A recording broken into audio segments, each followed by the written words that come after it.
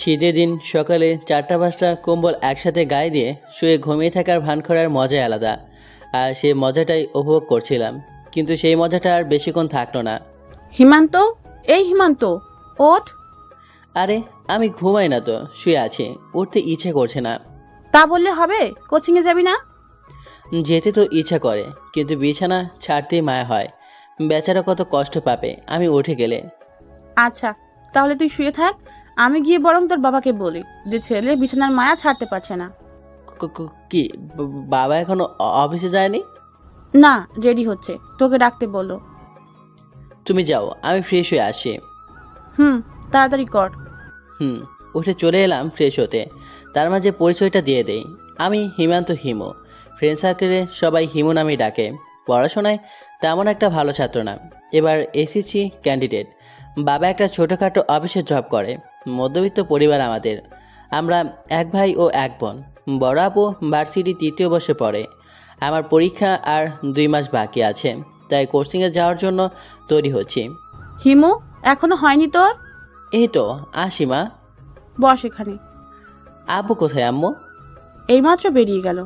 ও, সকালে নাস্তা করে একটা খাতা আর একটা কলম নিয়ে বেরিয়ে পড়লাম কোচিংয়ের উদ্দেশ্যে। প্রতিদিনের মতো রিক্সা করে পৌঁছে গেলাম। ভাগ্যিস লেট হয় নাই, নাহলে স্যারের আরও কিছু নীতিবাক্য শুনতে হতো। কোচিং শেষ করে বাড়ি এসে একটা চায়ের দোকানে গিয়ে বসলাম। বসে চা সহ আরও কিছু নাস্তা করে নিলাম। হঠাৎ চোখ গিয়ে পড়ল 2টা ছেলের ওপর। দুঃখিত, ছেলে বললে ভুল হবে, ওরা তো হিজড়া। আমার দিকে এক নজরে তাকিয়েছিল, একটু একটু করে ভয়ও করছিল। ছোটবেলা থেকেই আমি এই জিনিসগুলোকে প্রচুর ভয় পাই, বাস্তবেও। একটু পর দেখলাম ওরা উঠে আমার দিকে আসছে। আমি ভয়ে ভয়ে কোনো মতে পকেট থেকে টাকা বের করে দোকানদারকে দিয়েই হাঁটা ধরলাম রাস্তা দিয়ে। ওরা আমার পিছু নিল। অবস্থা ভালো ঠেকছে না। দিলাম তোর। ওরা পেছন পেছন দৌড়াতে লাগলো। কোনো দিকে যাচ্ছি তার কোনো হোশ নেই। শুধু এইটুকুই জানি আমাকে এদের হাত থেকে পালাতে হবে। এভাবে অনেকক্ষণ দৌড়ানোর পর পেছন ফিরে দেখি ওরা নেই। তার মানে পিছু ছেড়ে দিয়েছে। রাস্তার মাঝখানে দাঁড়িয়ে হাঁটুতে বর দিয়ে শ্বাস নিয়েছিলাম। হঠাৎ মনে হলো সামনে কোনো একটা গাড়ি এসে দাঁড়ালো। সামনে তাকিয়ে তো ভয়ে গলা শুকিয়ে গেল। পুলিশ! পুলিশের গাড়ি এসে দাঁড়িয়েছিল আমার সামনে। দৌড়ে পালাতে যাব, ঠিক তখনই পেছন থেকে একটা লোক এসে শার্টের কলার ধরে ফেলল। কিরে পালাচ্ছিস কেন? না ভাই, কই, আমি তো পালাছিলাম না। চুপ, আমি নিজে দেখলাম তুই দৌড়ে আসছিলি। স্যার, এমনি দৌড়াচ্ছিলাম, মানে জগিং। হ্যাঁ স্যার, জগিং করছিলাম। এই দুপুরবেলা জকিং, তাও আবার রাস্তার মাঝখানে? কিছু তো ঝামেলা আছে। না স্যার, কিছু ঝামেলা নেই। আমি স্টুডেন্ট, এইমাত্র কোচিং শেষ করে জগিং করতে করতে বাসায় যাচ্ছিলাম। এই দেখেন খাতা। খাতা দেখাতে গিয়ে আরও একটা বড় রকমের টাসি খাইলাম, কারণ আমার হাতে কোনো খাতাই নেই। ভয়ে সেই চায়ের দোকানে ফেলে চলে এসেছিলাম। কোথায়? সরি স্যার, ফেলে এসেছি। আবার মিথ্যে কথা, চল আমার সাথে জানা চল। প্লিজ স্যার, আমাকে ছেড়ে দিন। কিন্তু কে শোনে কার কথা? পুলিশ আমাকে জোর করে গাড়িতে তুলে নিয়ে চলে এলো থানায়। থানার সামনে সাইনবোর্ড দেখে আরও বেশি চমকে গেলাম। স্যার, স্যার, আমি কোথায় চলে এলাম? এটা তো আমাদের এরিয়ার থানা নয়। আমি পুলিশকে বললাম। তাহলে কোন থানায় বাস করিস তুই? আমাদের থানার নাম বললাম। কি? আর ওটা তো অনেক দূর, তুই এখানে এসেছিলি কেন? স্যার, সে এক দুর্ঘটনা। চুপ, আবার আরেক নতুন স্টোরি। পুলিশের ধমকে একেবারে চুপ হয়ে গেলাম। চলে গেলাম থানার ভিতরে। ভয় ভয়ও করছে। অচেনা এক থানায় এলাম, কোনো পরিচিত মানুষই নেই। সেটা বড় কথা না, বড় কথা হলো আমি এখানে এলাম কি করে। তার মানে আমি এত দূর দিয়েছিলাম যে এক থানা থেকে পেরিয়ে অন্য থানায় চলে এসেছি। আর একটু দৌড়াতে থাকলে তো জেলা পার হয়ে যাইতাম। থাক, সে কথা আর না ভাবলেও চলবে। ম্যাম, এই ছেলেটি কিছু একটা চুরি করে পালাচ্ছিল, আমি ধরে এনেছি। না ম্যাম, মোটেও না। মহিলা পুলিশটা এখনও অন্যদিকে তাকিয়ে আছে। চোরের আবার বড় গলা? কি হয়েছিল বল তাহলে। কি হয়েছিল? এ কি দেখছি আমি?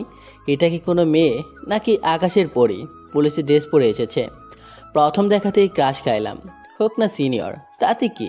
ক্রাশ যেহেতু খেয়েছি, প্রেম তো কর্মই। ড্রেসে নাম দেখে নিলাম, নাম সিমি। কি কিউট নাম, মাইরি। এই ছেলে?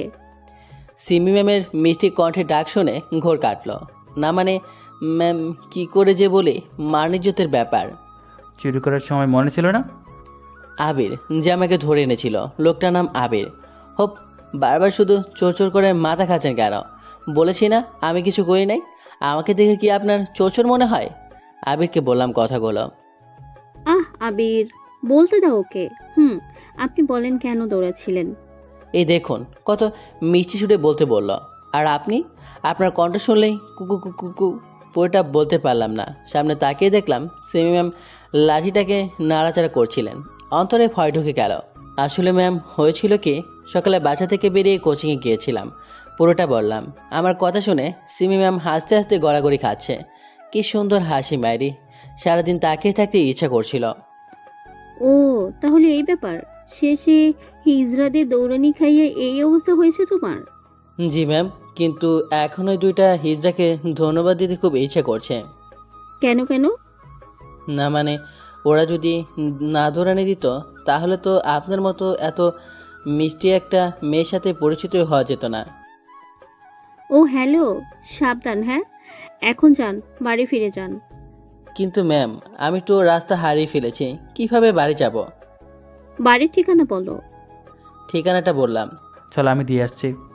না থাক, আমি ওইদিকে যাব, আমার সাথেই চলে যেতে পারবে। সিমি ম্যামের কথা শুনে একটা নাগিন ডান্স দিতে ইচ্ছে করছে। ধন্যবাদ ম্যাম, তাহলে তো বড়ই উপকার হয়। চলো। তারপর আমি আর সিমি ম্যাম পাশাপাশি গাড়িতে বসে আছি। আসামি হলে হয়তো পিছনে জায়গা হতো, আর এখন সিমি ম্যামের পাশেই জায়গা হলো। সিমি ম্যাম গাড়ি ড্রাইভ করছেন আর আমি পাশে বসে আছি। আচ্ছা ম্যাম, আপনার নাম কি? যদিও জানি তবুও জিজ্ঞেস করলাম। কেন? এমনি জানতে ইচ্ছে হচ্ছিল। সিমি। কোথায় থাকেন? চুপচাপ বসে থাক, না হলে আবার থানার দিকে নিয়ে গিয়ে ভরে রাখবো। তাহলে তো ভালোই হয়, বিড়বিড় করে বললাম। কি? কই কিছু না তো। আপনি সামনের দিকে তাকিয়ে গাড়ি চালান। অকালে মরার শখ নাই, বিয়ে করা বাকি এখনো। কথা বলা বন্ধ করবে নাকি গাড়ির নিচে ফেলে দিব? না থাক, এমনিতেই ভালো আছি। হুম। তারপর আর বেশি কথা বলতে পারি নাই, যা ছাল, কথায় কথায় ঝাড়ি মারে, তাই বেশি কথা বলিনি। গাড়ি গিয়ে থামলো সোজা আমাদের বাড়ির সামনে। আমাকে নামিয়ে দিয়ে সিমি ম্যাম চলে যাচ্ছিল। আরে আরে ম্যাম, কোথায় যাচ্ছেন? এভাবে বাড়ির বাইরে থেকে চলে যাবেন? ভেতরে আসেন। কেন, এটা কি আমার শ্বশুর বাড়ি নাকি যে উঠে যেতে হবে? আপনি চাইলে হতে পারে শ্বশুরবাড়ি। কি? না মানে, চাটুকু খেয়ে যান প্লিজ, অনুরোধটা রাখেন। ওনার হাত ধরে একটু চান্স নিলাম। উফু, ছাড়ো, যাচ্ছি। ধন্যবাদ ম্যাম। বাড়ি বাইরে দাঁড়িয়ে আছে, বিকেল হয়ে গেল। ভেতরে গেলে হাজারো প্রশ্নের মুখোমুখি হতে হবে। ভয়ে ভয়ে কলিং বেলে চাপ দিলাম। সাথে সাথে বাবা বাড়ির ভেতর থেকে যা বলে উঠল শুনে বড়সড় টাসি খেয়ে গেলাম। কলিং বেল চাপ দেওয়ার পর, ওই দেখো, এসেছে তোমার আদরের ক্রিমিনাল ছেলে। এই মাত্র জেল থেকে ছাড়া পেয়ে এসেছে। বাবা মাকে উদ্দেশ্য করে বলল। আরে এমন ভাবে বলো না তো, ওকে কেন পুলিশে ধরবে? নিশ্চয়ই তোমার কোথাও ভুল হয়েছে। ওকে ধরে নিয়ে যাওয়ার সময় আমি নিজের চোখ দেখেছি, আর তুমি বলছো ভুল হয়েছে? মার কোনো কথা বলছে না। এই লিপি, যা ওই বাদরটাকে দরজাটা খুলে দে আর বলে দে কাপড় গুছিয়ে যেন চলে যায়। বাবা আমাকে শুনে শুনে বলছে। বাইরে দাঁড়িয়ে থেকে আমি আর সিমি ম্যাম শুনছিলাম কথাগুলো। আমার আর বুঝতে বাকি রইল না, পুলিশের গাড়িতে করে আবিরের সাথে যখন থানা যাচ্ছিলাম তখন বাবা অফিস থেকে পেয়েছিলেন আর আমাকে দেখে ফেলেছিলেন। ম্যাম, আজকে মনে হয় আপনার চা খাওয়ার হলো না, আপনি বরং চলে যান। আপু এসে যদি জানতে পারে যে আপনার থানায় আমাকে ধরে নিয়ে গিয়েছিল তাহলে আপনাকে দৌড়ানিও দিতে পারে। কেন দৌড়ানি দিবে কেন? তার একমাত্র আদরের ছোট ভাইকে ধরে নিয়ে গিয়েছেন আপনারা। সিমি, তুই এখানে? হঠাৎ করে আপু দরজা খুলে সিমি ম্যামকে দেখে বলে উঠল। আরে লিপি, তুই কেমন আছিস দোস্ত? এই তো ভালো। এতদিন পর মনে পড়লো তোর আমার কথা। কি করবো বল, পুলিশে জয়েন করলাম, তাই ব্যস্ত থাকি বেশিরভাগ সময়। ও, তাহলে তুই আমার ভাইকে নিয়ে গেছিলি? সরি রে, ভুল হয়ে গেছে, আর নিব না কখনো। আর আমি কি জানতাম নাকি যে ওই পিচ্চিটা তোর ভাই? জানলে তো থানায় জামাই আদর করতাম। এই যে ম্যাম, আমি কিন্তু পিছি না, ওকে? মুখ সামলে। আর কি শুরু করছেন আপনারা? আপনারা কি চেনেন নাকি একজন আরেকজনকে? হ্যাঁ, আমরা কলেজ লাইফ থেকে একজন আরেকজনের বেস্ট ফ্রেন্ড। এ আপু, তো সব কিউট বান্ধবীদের মধ্যে কি ইনিও একজন নাকি? চুপ, তোর সিনিয়র, সম্মান দিয়ে কথা বলবি। আইসে তো সব ফ্রেন্ডকে যদি সম্মান করি তাহলে আমার সিনিয়র মেয়ের সাথে প্রেম করার ইচ্ছাটা পূরণ করবে কে? তুই যাবি? আচ্ছা যাচ্ছি, ম্যামকে নিয়ে ভিতরে আসিস, বাইরে থেকে বিদায় করিস না। তোকে বলতে হবে না, যা ভাগ। চলে এলাম সেখান থেকে। আসার সময় দেখলাম আমার আর আপুর কথা শুনে সিমি ম্যাম নিচের দিকে তাকিয়ে মুচকি মুচকি হাসছিল। কিরে, কোত্থেকে কি চুরি করে জেলে গিয়েছিলি? ধুর আম্মু, তুমিও না, কারো বিশ্বাস নেই আমার ওপর। মেহমান এসেছে, একটু তার সেবা যত্ন করবা তা না, আমাকে শুধু শুধু দোষ দিতে যাচ্ছ। মেহমান? এই আপু বাইরে দাঁড়িয়ে কি করিস? আপুকে ডাক দিয়ে বললাম। আমার ডাক শুনে আপু আর সিমি ম্যাম দুজনেই ভিতরে চলে আসলো। আম্মু তো পুলিশ দেখে ব্যাবাচাকা খেয়ে গেল। আসসালামু আলাইকুম আন্টি। ওয়ালাইকুম আসসালাম। তোমাকে তো চিনলাম না মা। আম্মু, ও সিমি আমার ফ্রেন্ড, আপাতত পুলিশে আছে। ও আচ্ছা, তোমরা বসো। হিমু, আমার সাথে আয়। আচ্ছা, আমি আম্মুর সাথে চলে গেলাম। তারপর সিমি ম্যাম আর আপু বসে গল্প করছিল। থানায় কেন গিয়েছিলি? আমি যাইনি, একটা পুলিশ আমাকে ভুল বুঝে নিয়ে গিয়েছিল। কেন? তারপর আম্মুকেও সব বললাম। আম্মু আমার কথা শুনে হাসতে হাসতে বসে পড়েছে। এখানে আর থাকলাম না, বসার ঘরে গিয়ে দেখলাম বাবাও আপু আর সিমি ম্যামদের সাথে বসে একসাথে হাসাহাসি করছে। আমার আর বোঝার বাকি রইল না যে ইজার ব্যাপারটা বাবাও জেনে গেছে। এখানে থাকলে আমাকে নিয়ে আরও বেশি বেশি হাসাহাসি করবে। তাই চলে এলাম নিজের ঘরে, কান হেডফোন লাগিয়ে গান ছেড়ে শুয়ে এলাম অনেকক্ষণ। কখন যে ঘুমিয়ে পড়লাম মনেই নেই। কেঁদে জ্বালায় ঘুম থেকে উঠলাম, শুনলাম সিমি ম্যাম চলে গেছে। ঘুম থেকে উঠে ফ্রেশ হয়ে কিছু খেয়ে নিলাম। রাতটা কোনো মতে পার করলাম। সকালবেলা একটা কলম নিয়ে আর একটা খাতা কিনে নিয়ে চলে গেলাম কোচিংয়ের উদ্দেশ্যে। কোচিং শেষ করে একটা রিকশা নিয়ে চলে গেলাম থানায়, অর্থাৎ সিমি ম্যামের কাছে। গিয়ে দেখলাম সিমি ম্যাম কিসের যেন একটা ফাইল দেখছিল। Good morning ma'am. এখন দুপুর। সিমি ম্যাম নিচের দিকে তাকিয়ে বলল, ওহ সরি। এখন আমার কি মনে করে এসেছো? আপনাকে দেখতে বলেই জিপায় কামড় দিয়ে উঠলাম। মানে? না কিছু না, এমনি আসলাম। আচ্ছা, এখানে পার্মানেন্ট থাকার কোনো উপায় নেই? আমার কথা শুনে উনি অবাক হলেন। কিন্তু উনি যা বললে তা শুনে আমি আরো দ্বিগুণ অবাক হলাম। একটা মার্ডার করে চলে এসো, পার্মানেন্ট থেকে যেতে পারবে? সিমি ম্যামের কথা শুনে দুইবার ছোটোখাটো কাশি দিলাম। তা দেখে সিমি ম্যাম এক গ্লাস পানি এঁকে দিলেন। পানি খাওয়ার পর সিমি ম্যামের দিকে তাকিয়ে রইলাম। উনি এখন আবার সেই ফাইল নিয়ে ব্যস্ত হয়ে পড়েছেন। ভাবলাম আমার সাথে একটু কথা বলবে, আরও কত কি, আর এসব না করে ফাইল নিয়ে বসে আছে। কি রে, এখানে বসে আছিস কেন? যা এখান থেকে। কেন, আপনার কোনো সমস্যা? এখানে পার্মানেন্ট থাকার উপায় পেয়ে গেছি।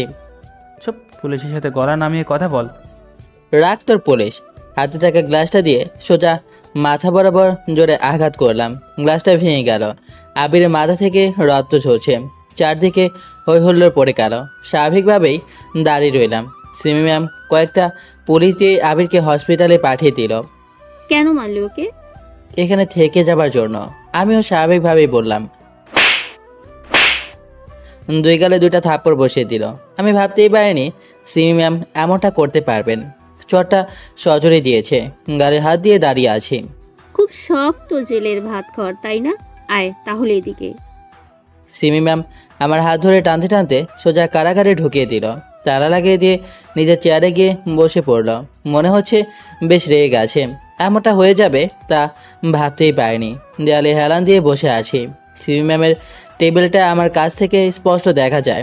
আমি সেদিকেই তাকিয়ে আছি। অনেকক্ষণ ধরে দেখলাম সিমি ম্যাম চেয়ারে হেলান দিয়ে শুয়েছিল, হয়তো কিছু ভাবছিল। কিছুক্ষণ পর আবার কারাগারের দরজা খুলে আমার পাশে আসলো।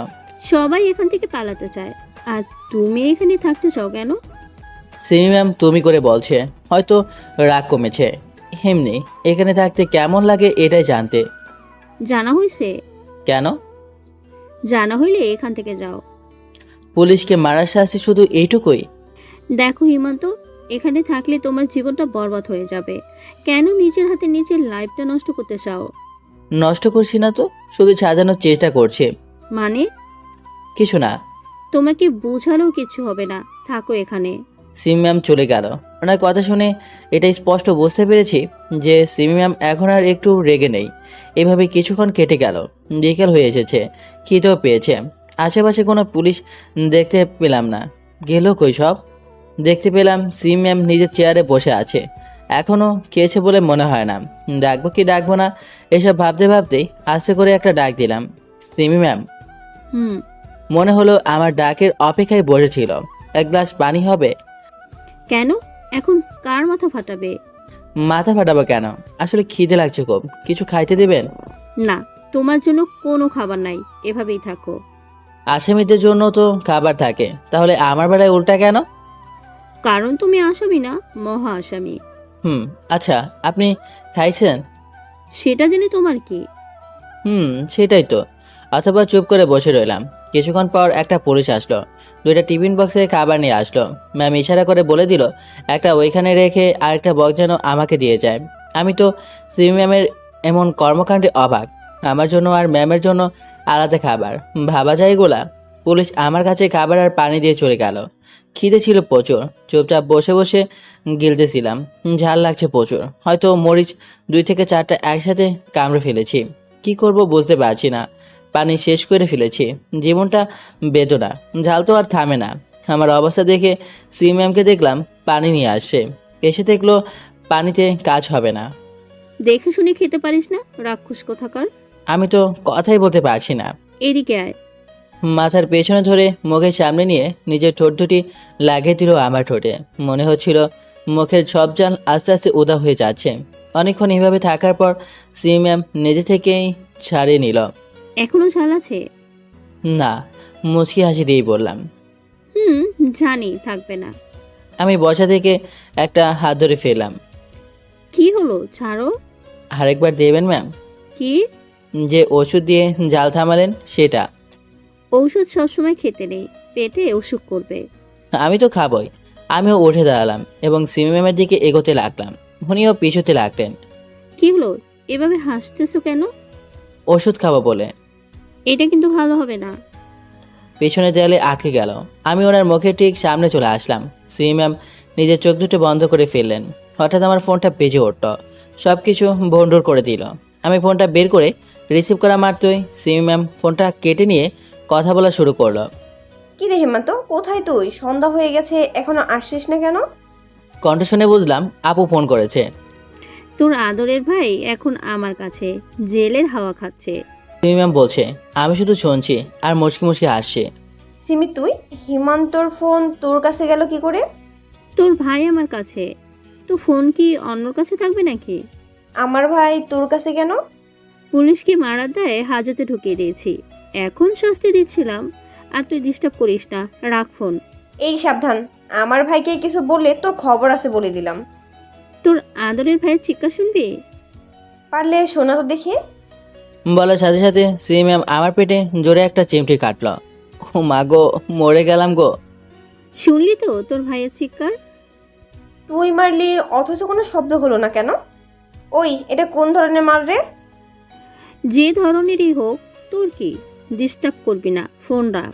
সিমি ম্যাম ফোনটা কেটে দেবে এমন সময় হ্যাঁ রাখছি, ভালো করে যত্ন নিস আমার ভাইটার। আপু হাসছিল আর বলছিল। সেটা তোকে বলে দিতে হবে না। সিমি ম্যাম ফোনটা আমার পকেটে ঢুকিয়ে দিল। এত জোরে কেউ চিমটি দেয়? দেয়ালে হাত রেখে বললাম। ব্যথা পাইছো? আমি একটা দিই, পরে দেখেন ব্যথা লাগে নাকি লাগে না। এই বাজে ধান্দা সরাও, আজে বাজে জায়গায় হাত দিলে হাত ভেঙে ফেলবো। আমাকে আঘাত করতে পারবেন আপনি? আপনি আমার কোন বাপের মেয়ের জামাই যে আপনাকে আমি আঘাত করতে পারবো না? যা ভাগ, সর সামনে থেকে। বলে ধাক্কা দিয়ে সরিয়ে দিয়ে 2 কেজি ওজনের শেখা দিয়ে সেখান থেকে চলে গেল। এতক্ষণ মনে করেছিলাম যে সিমি ম্যাম হয়তো আমাকে ভালোবাসে, কিন্তু এখন মনে হচ্ছে পুরোটাই আমার ভুল ধারণা।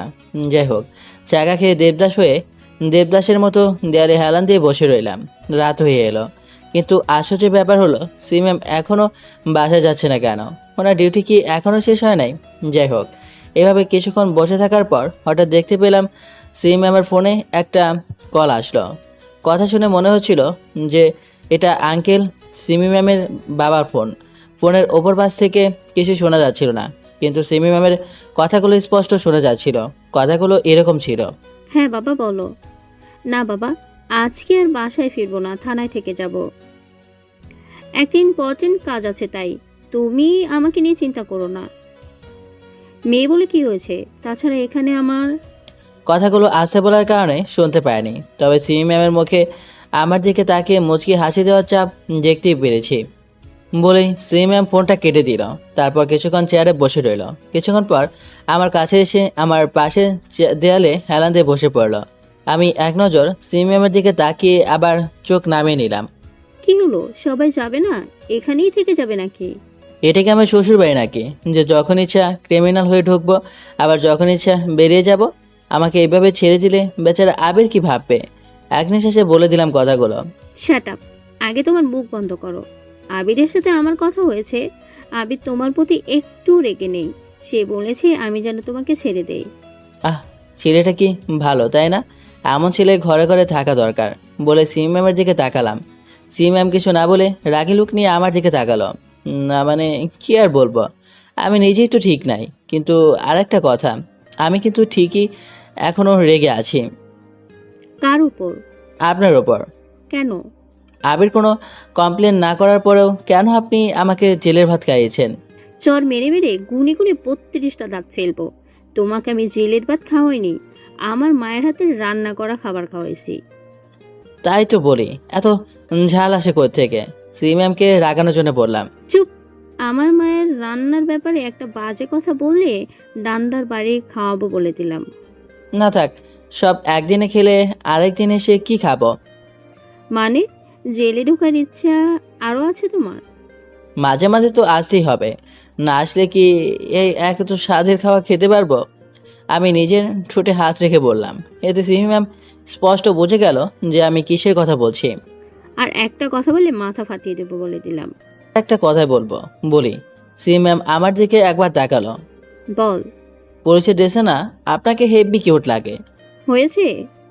চুপ করে আছি। এত সুন্দর পাম মামলাম, তবুও একটু আদর করলো না। চল আমার সাথে। কোথায় যাব? মামার বাসায়। কেন? কারণ আমরা এখন মামার বাসায় গিয়ে থাকবো। আমরা মানে আপনি আর আমি? বেশ মজা হবে। কোনো কথা না বলে রাগে কটমট করতে করতে উঠে চলে গেল।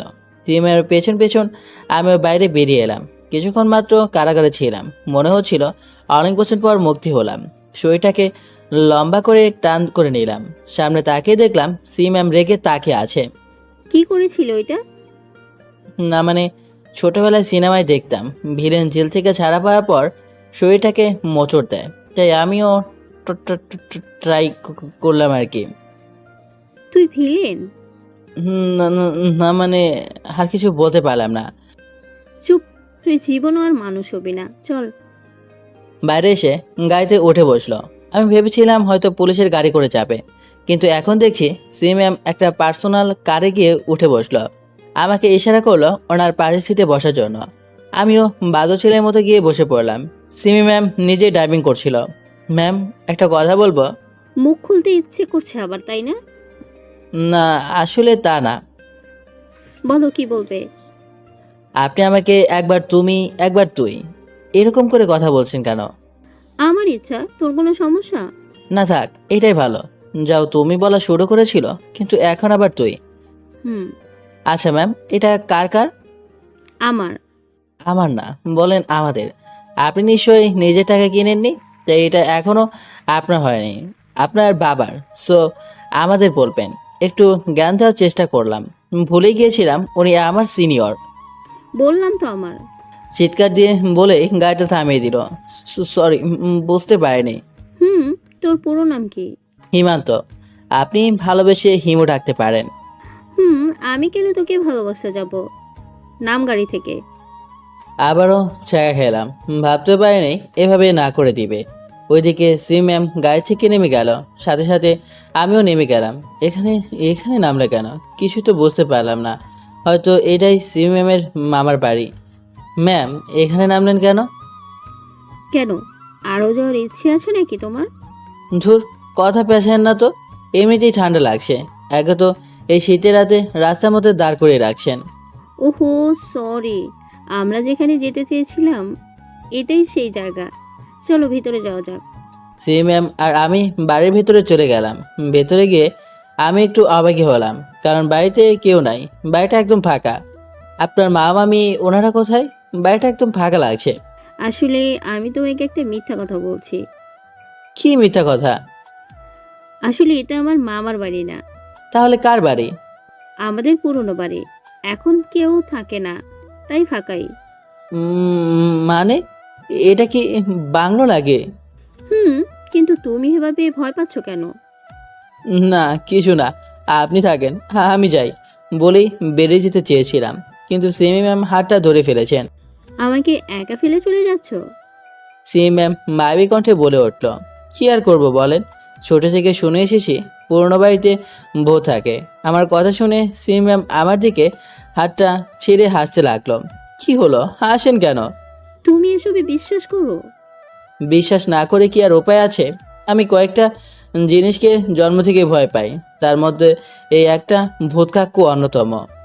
সে তো হিজড়াকে দেখেও ভয় তোমার জান বেরিয়ে যাচ্ছিল। ওনার হাসি যেন আরো বেড়ে গেল।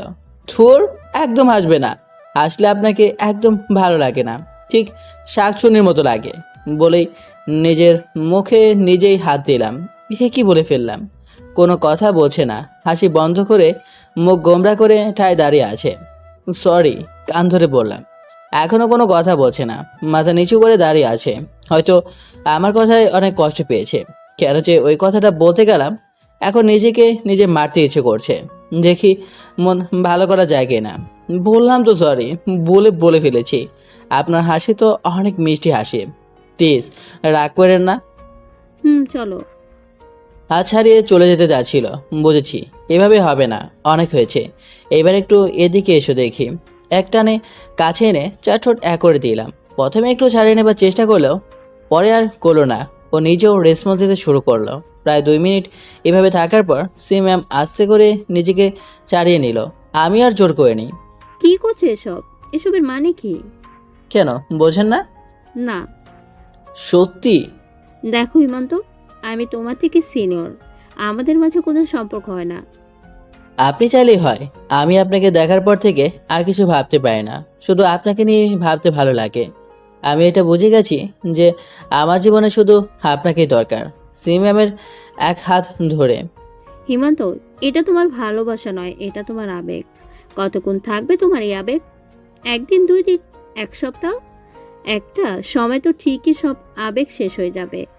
আপনাকে নিয়ে আমার অনুভূতিগুলো যদি আবেগ হয়, তাহলে ভালোবাসা কাকে বলে? সি ম্যামের কাঁধে হাত রেখে বললাম। আচ্ছা, আপনি আমাকে একটা কথা বলবেন? কি?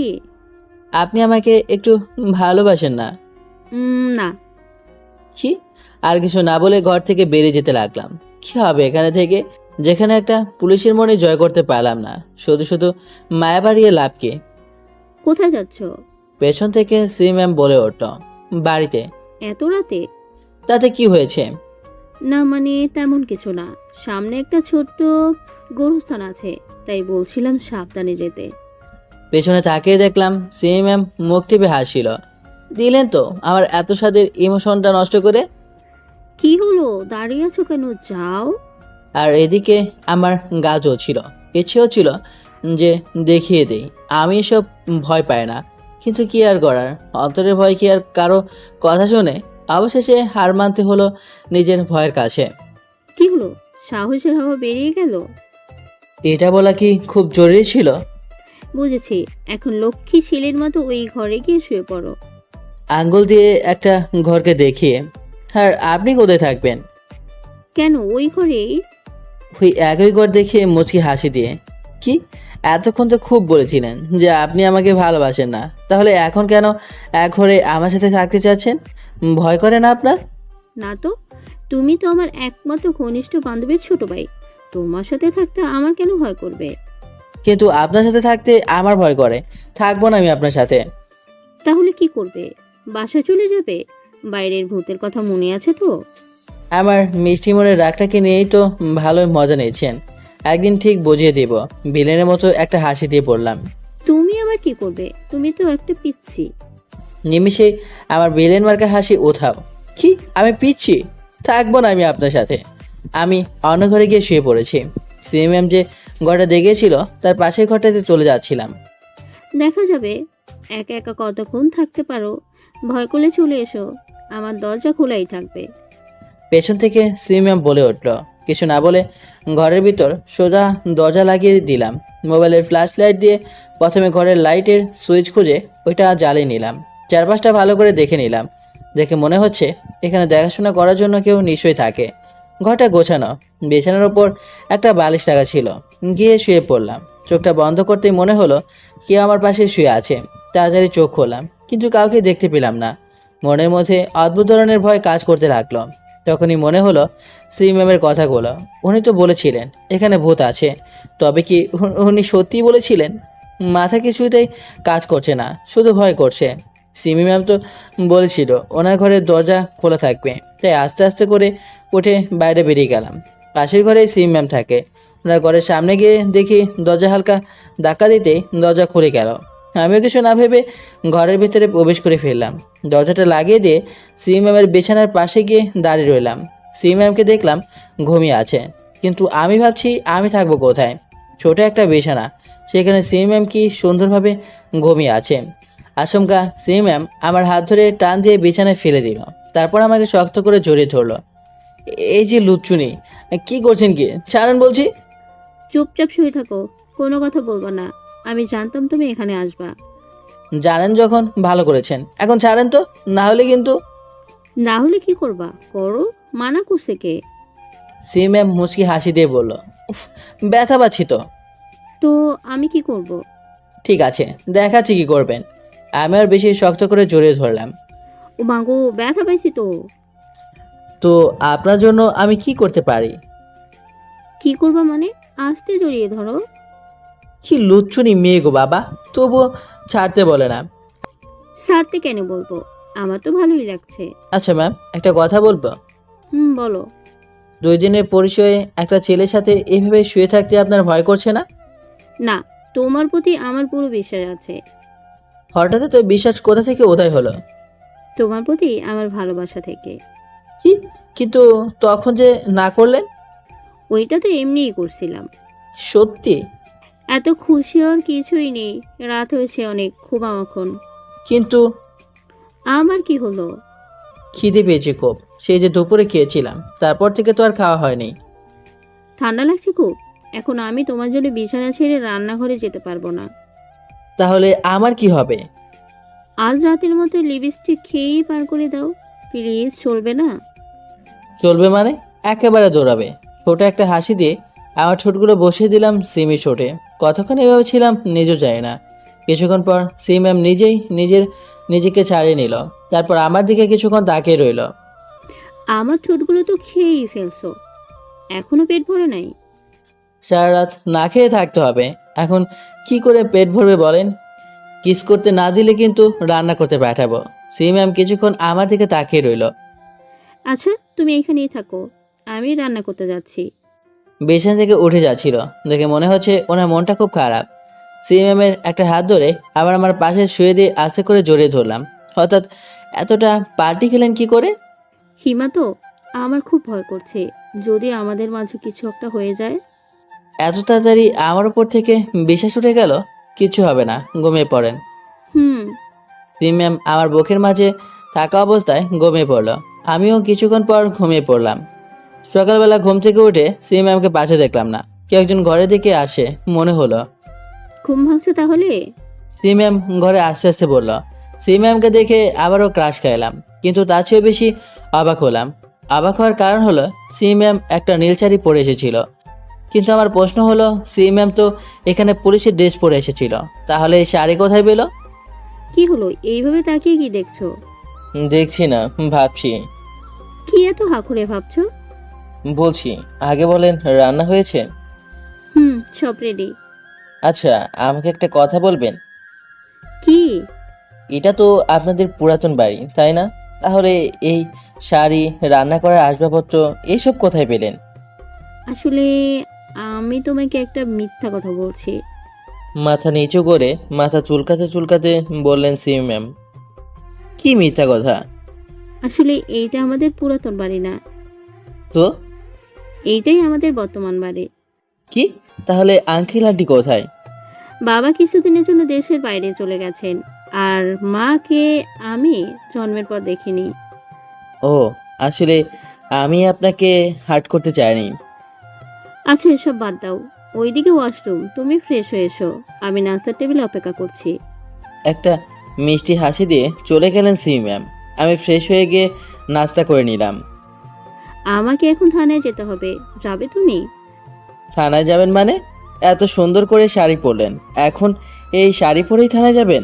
না, এইভাবে যাওয়া যাবে না, পুলিশের ড্রেস পরেই যেতে হবে। তাহলে এই সকালবেলা শাড়ি পরার কি দরকার ছিল? কেন পরেছিলেন? শুধু তো পুরোটা বলতে পারেনি, তার আগেই ভিলেনের আগমন। হাই সিমি। হঠাৎ কোত্থেকে এক পাগল এসে বলল। হাই হিরণ। সি ম্যাম দৌড়ে গিয়ে ছেলেটাকে জড়িয়ে ধরল। সি ম্যামকে দেখে মনে হচ্ছে আজ সে অনেক খুশি। কেমন আছো সিমি? হিরণ নিজেকে ছাড়িয়ে নিয়ে। ভালো।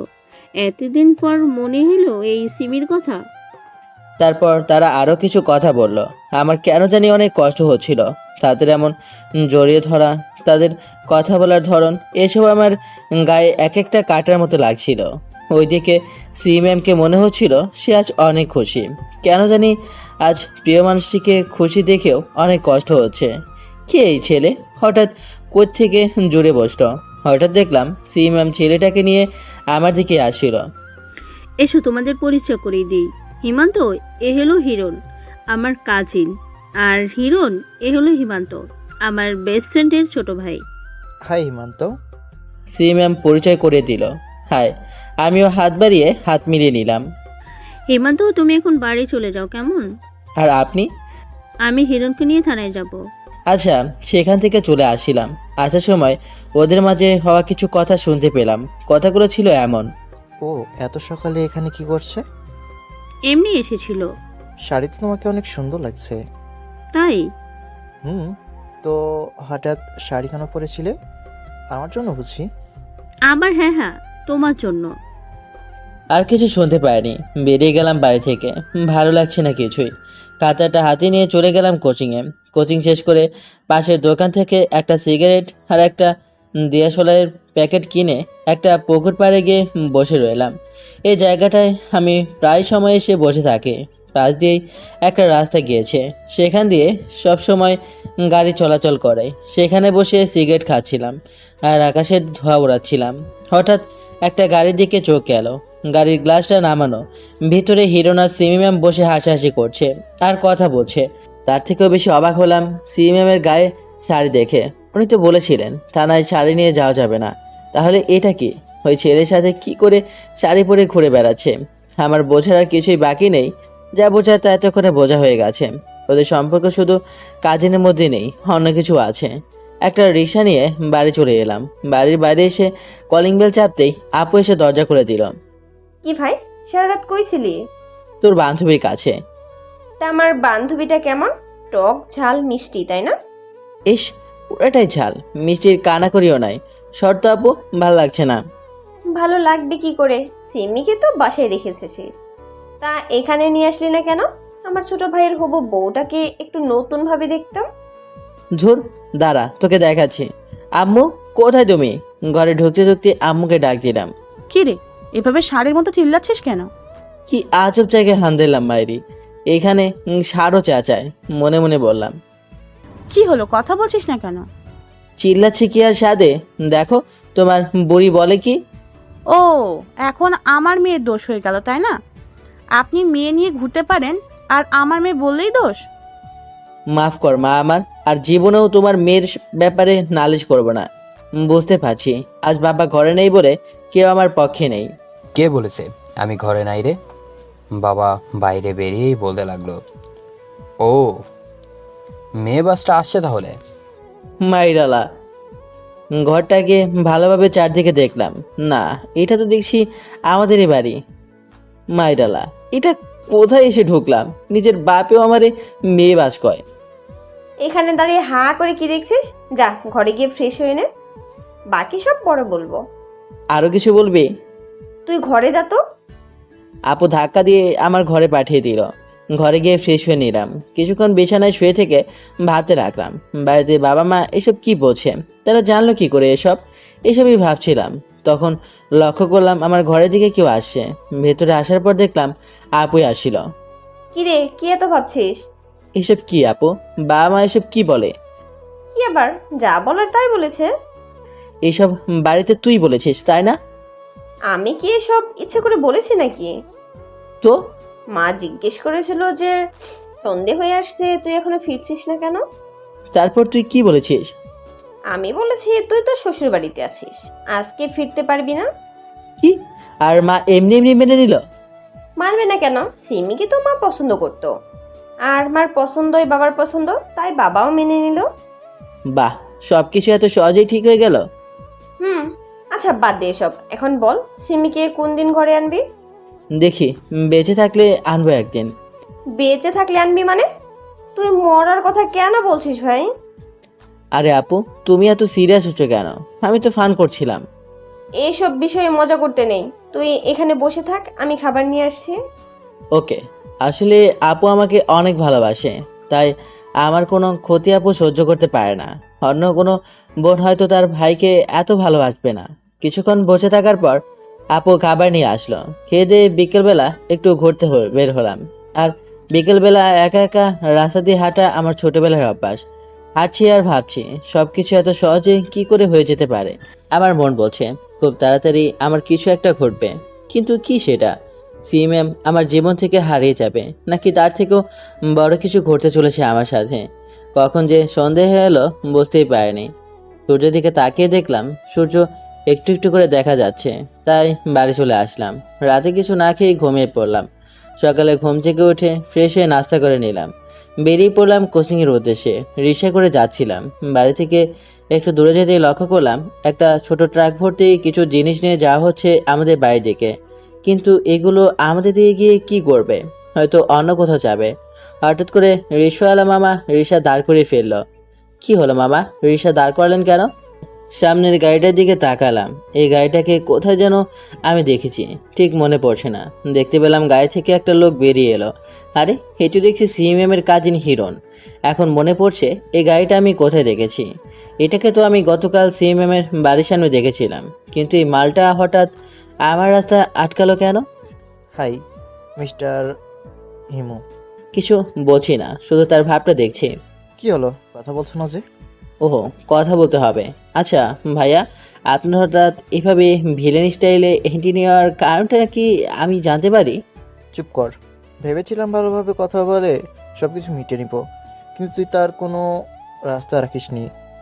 দেখেন ভাই, আপনি ভদ্রভাবে বলেন কিংবা অভদ্রভাবে সেটি নিতান্তই আপনার ব্যাপার, কিন্তু আপনি যা বলার স্পষ্টভাবে বলেন।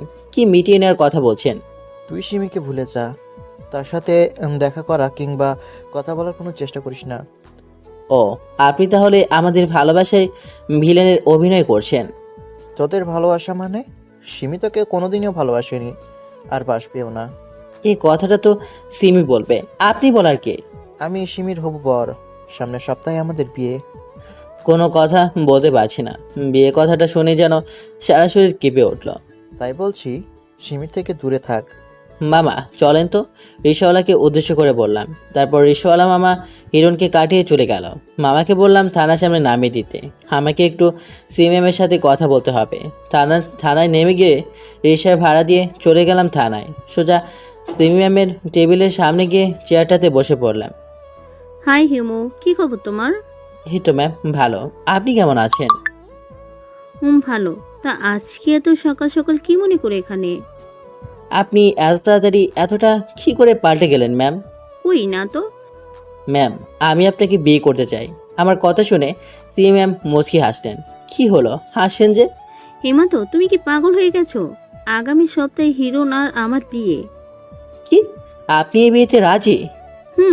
রাজি না হওয়ার কি আছে? আমার বাবার পছন্দই আমার পছন্দ। কিন্তু আপনি তো আমাকে ভালোবাসেন বলেছিলেন। আরে সেটা তো আমি এমনিই বলেছিলাম, আবেগে পড়ে।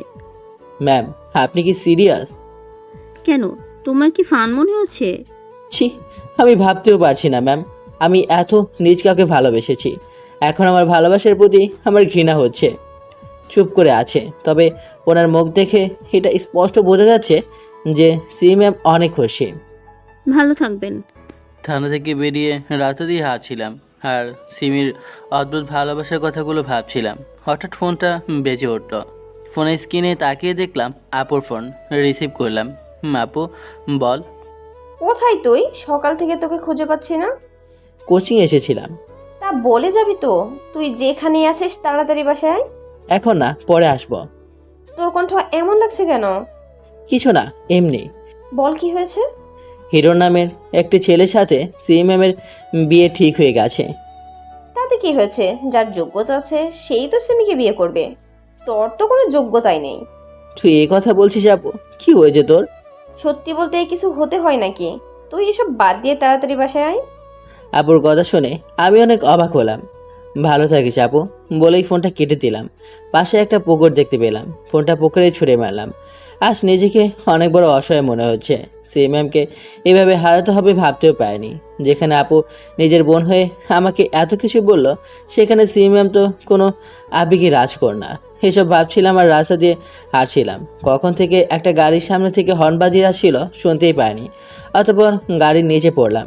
গাড়ির সাথে ধাক্কা খেয়ে পাশে থাকা ল্যাম্পপোস্টের মাথায় আঘাত পেলাম। তারপর আর কিছুই মনে নেই। চোখ যখন খুললাম তখন নিজেকে হাসপাতালে আবিষ্কার করলাম। পাশে একজন ভদ্রমহিলাকে দেখতে পেলাম, কিন্তু মহিলাটাকে কিছুতেই চিনতে পারলাম না। উঠে বসার চেষ্টা করলাম, কিন্তু ব্যর্থ হলাম। সারা গায়ে ব্যথা অনুভব করছি, বিশেষ করে মাথায় প্রচণ্ড ব্যথা অনুভব করলাম। আমি উঠে বসার চেষ্টা করছি, তা দেখে ভদ্রমহিলাটি কাছে আসলো। কি করছো বাবা? তুমি এখনো অসুস্থ? শুয়ে থাকো। কে আপনি? আর আমি কে? এখানে কি করছি? তুমি আমার মেয়ের গাড়ির নিচে পড়েছিলে।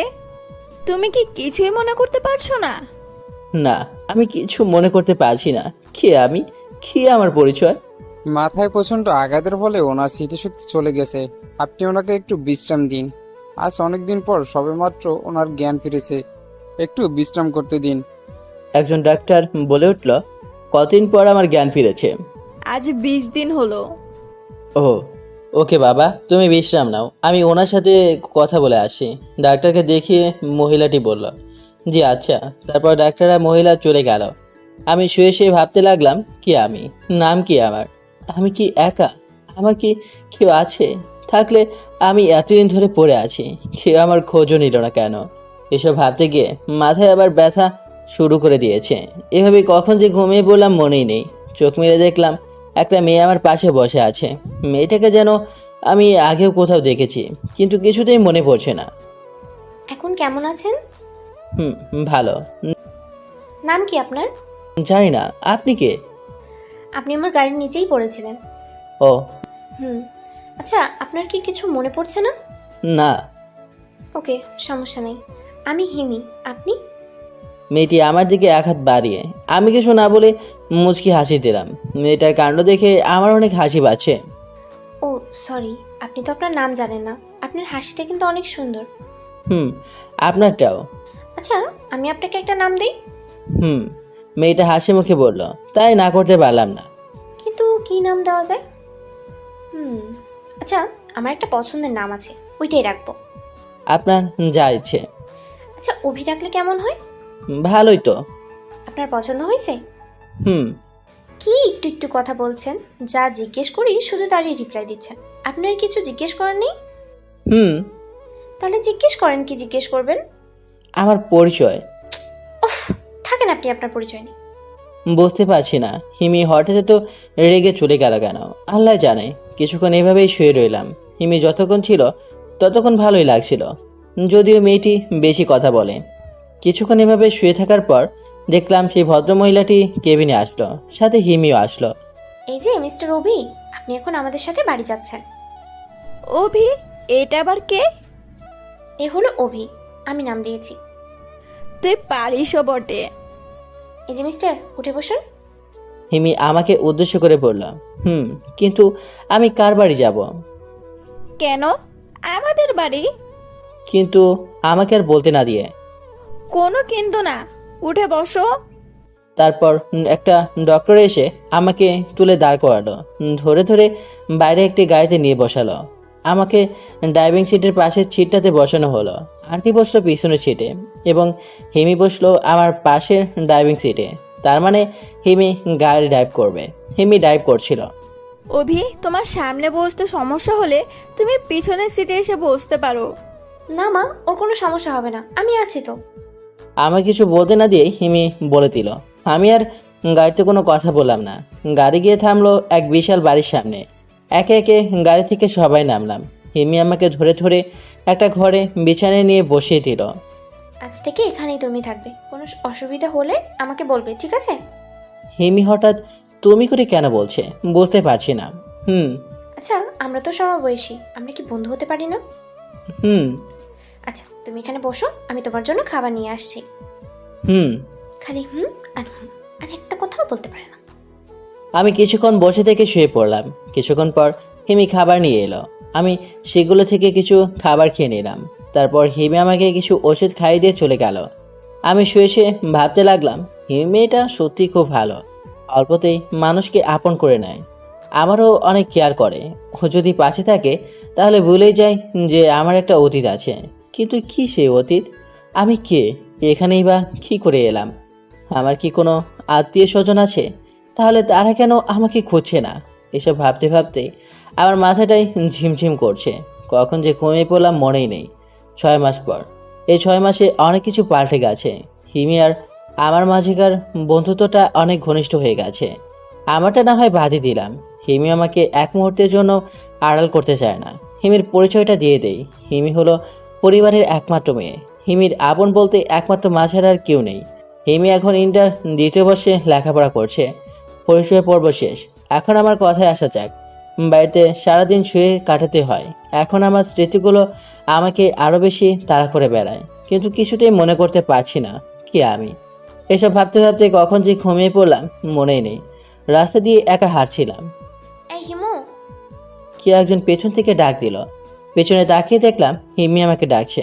কিন্তু হিমি আমাকে হিমু বলে কেন ডাকবে? হিমুকে এই হিমু, তোমাকে বলছি। কথা বলার চেষ্টা করছে, কিন্তু কেন জানি শত চেষ্টা করেও কথা বলতে পারছি না। কবে ফিরবে তুমি? কতদিন ধরে তোমার অপেক্ষায় আছি। আর রাগ করে থেকো না রে, ফিরে এসো। হিমি আমাকে দূর থেকে এগুলো বলছে। এক পাঁচেরও নড়ছে না। অনেক চেষ্টা করেও কোনো কথা বলতে পারছি না। আস্তে আস্তে হিমি অদৃশ্য হয়ে গেল। হিমি অদৃশ্য হয়ে যাওয়ার সাথে সাথে আমি যেন কথা বলার শক্তি ফিরে পাচ্ছি। হিমি! চিৎকার দিয়ে বিছানা থেকে উঠে পড়লাম। সারা শরীর বিন্দু বিন্দু ঘাম ঝরছে। তার মানে আমি স্বপ্ন দেখছিলাম। ওইদিকে আন্টি আর হিমি আমার চিৎকার শুনে ঘরে চলে এসেছে। হিমি আমার পাশে এসে বসলো। হিমুকে? হিমিকে উদ্দেশ্য করে বললাম। আমি কি করে বলবো হিমুকে? আমি তো এই নামেই প্রথম শুনলাম। তাহলে তুমি আমাকে এই নামে ডাকতেছিলে কেন? আমি কখন তোমাকে এই নাম ধরে রাখছি? এই তো কিছুক্ষণ আগে। অভি, তুমি নিশ্চয়ই স্বপ্ন দেখেছো। আমি এইমাত্র তোমার ঘরে আসলাম। হ্যাঁ বাবা, হিমু তো একাই আমার সাথে এলো। কোনো কথা বলছি না। হতে পারে এটা আমার স্বপ্ন, কিন্তু এরকম স্বপ্ন আমি কেন দেখলাম? প্লিজ অভি, তুমি এখন ঘুমাও। কালকে তোমাকে একটা সংবাদ দেব। আমি জানি তুমি ওইটা শুনে অনেক খুশি হবে। কি সংবাদ? সেটা সকালেই বলবো। আম্মু চলো তো এখান থেকে। হিমি আর তার আম্মু সেখান থেকে চলে গেল। আমি ওভাবেই শুয়ে পড়লাম আর ভাবতে লাগলাম, এই স্বপ্নের মানে কি? কেন দেখলাম আমি এই স্বপ্ন? এটা কি আমার অতীতের কোনো দৃশ্য? এবার এসব হাজারো প্রশ্ন ভাবতে ভাবতে কখন যে ঘুমিয়ে পড়লাম মনেই নেই।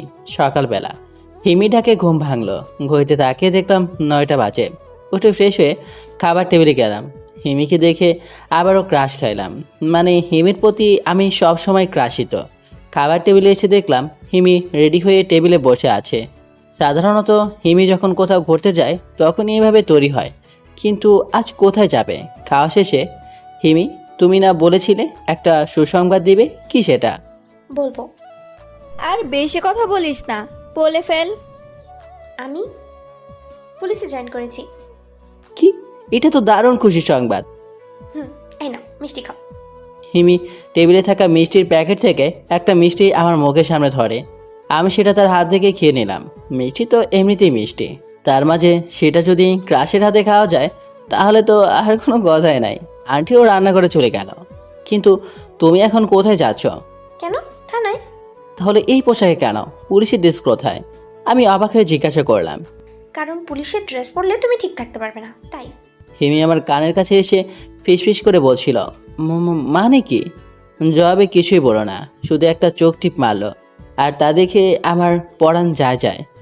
এই হিমু, তুই কি এখনই বেরিয়ে পড়ছিস? হঠাৎ আন্টি রান্নাঘর থেকে বেরিয়ে এসে বলল, আর এদিকে হিমি তাড়াতাড়ি করে দূরে সরে গেল। হ্যাঁ মা, কেন? কিন্তু তোর ড্রেস কোথায়?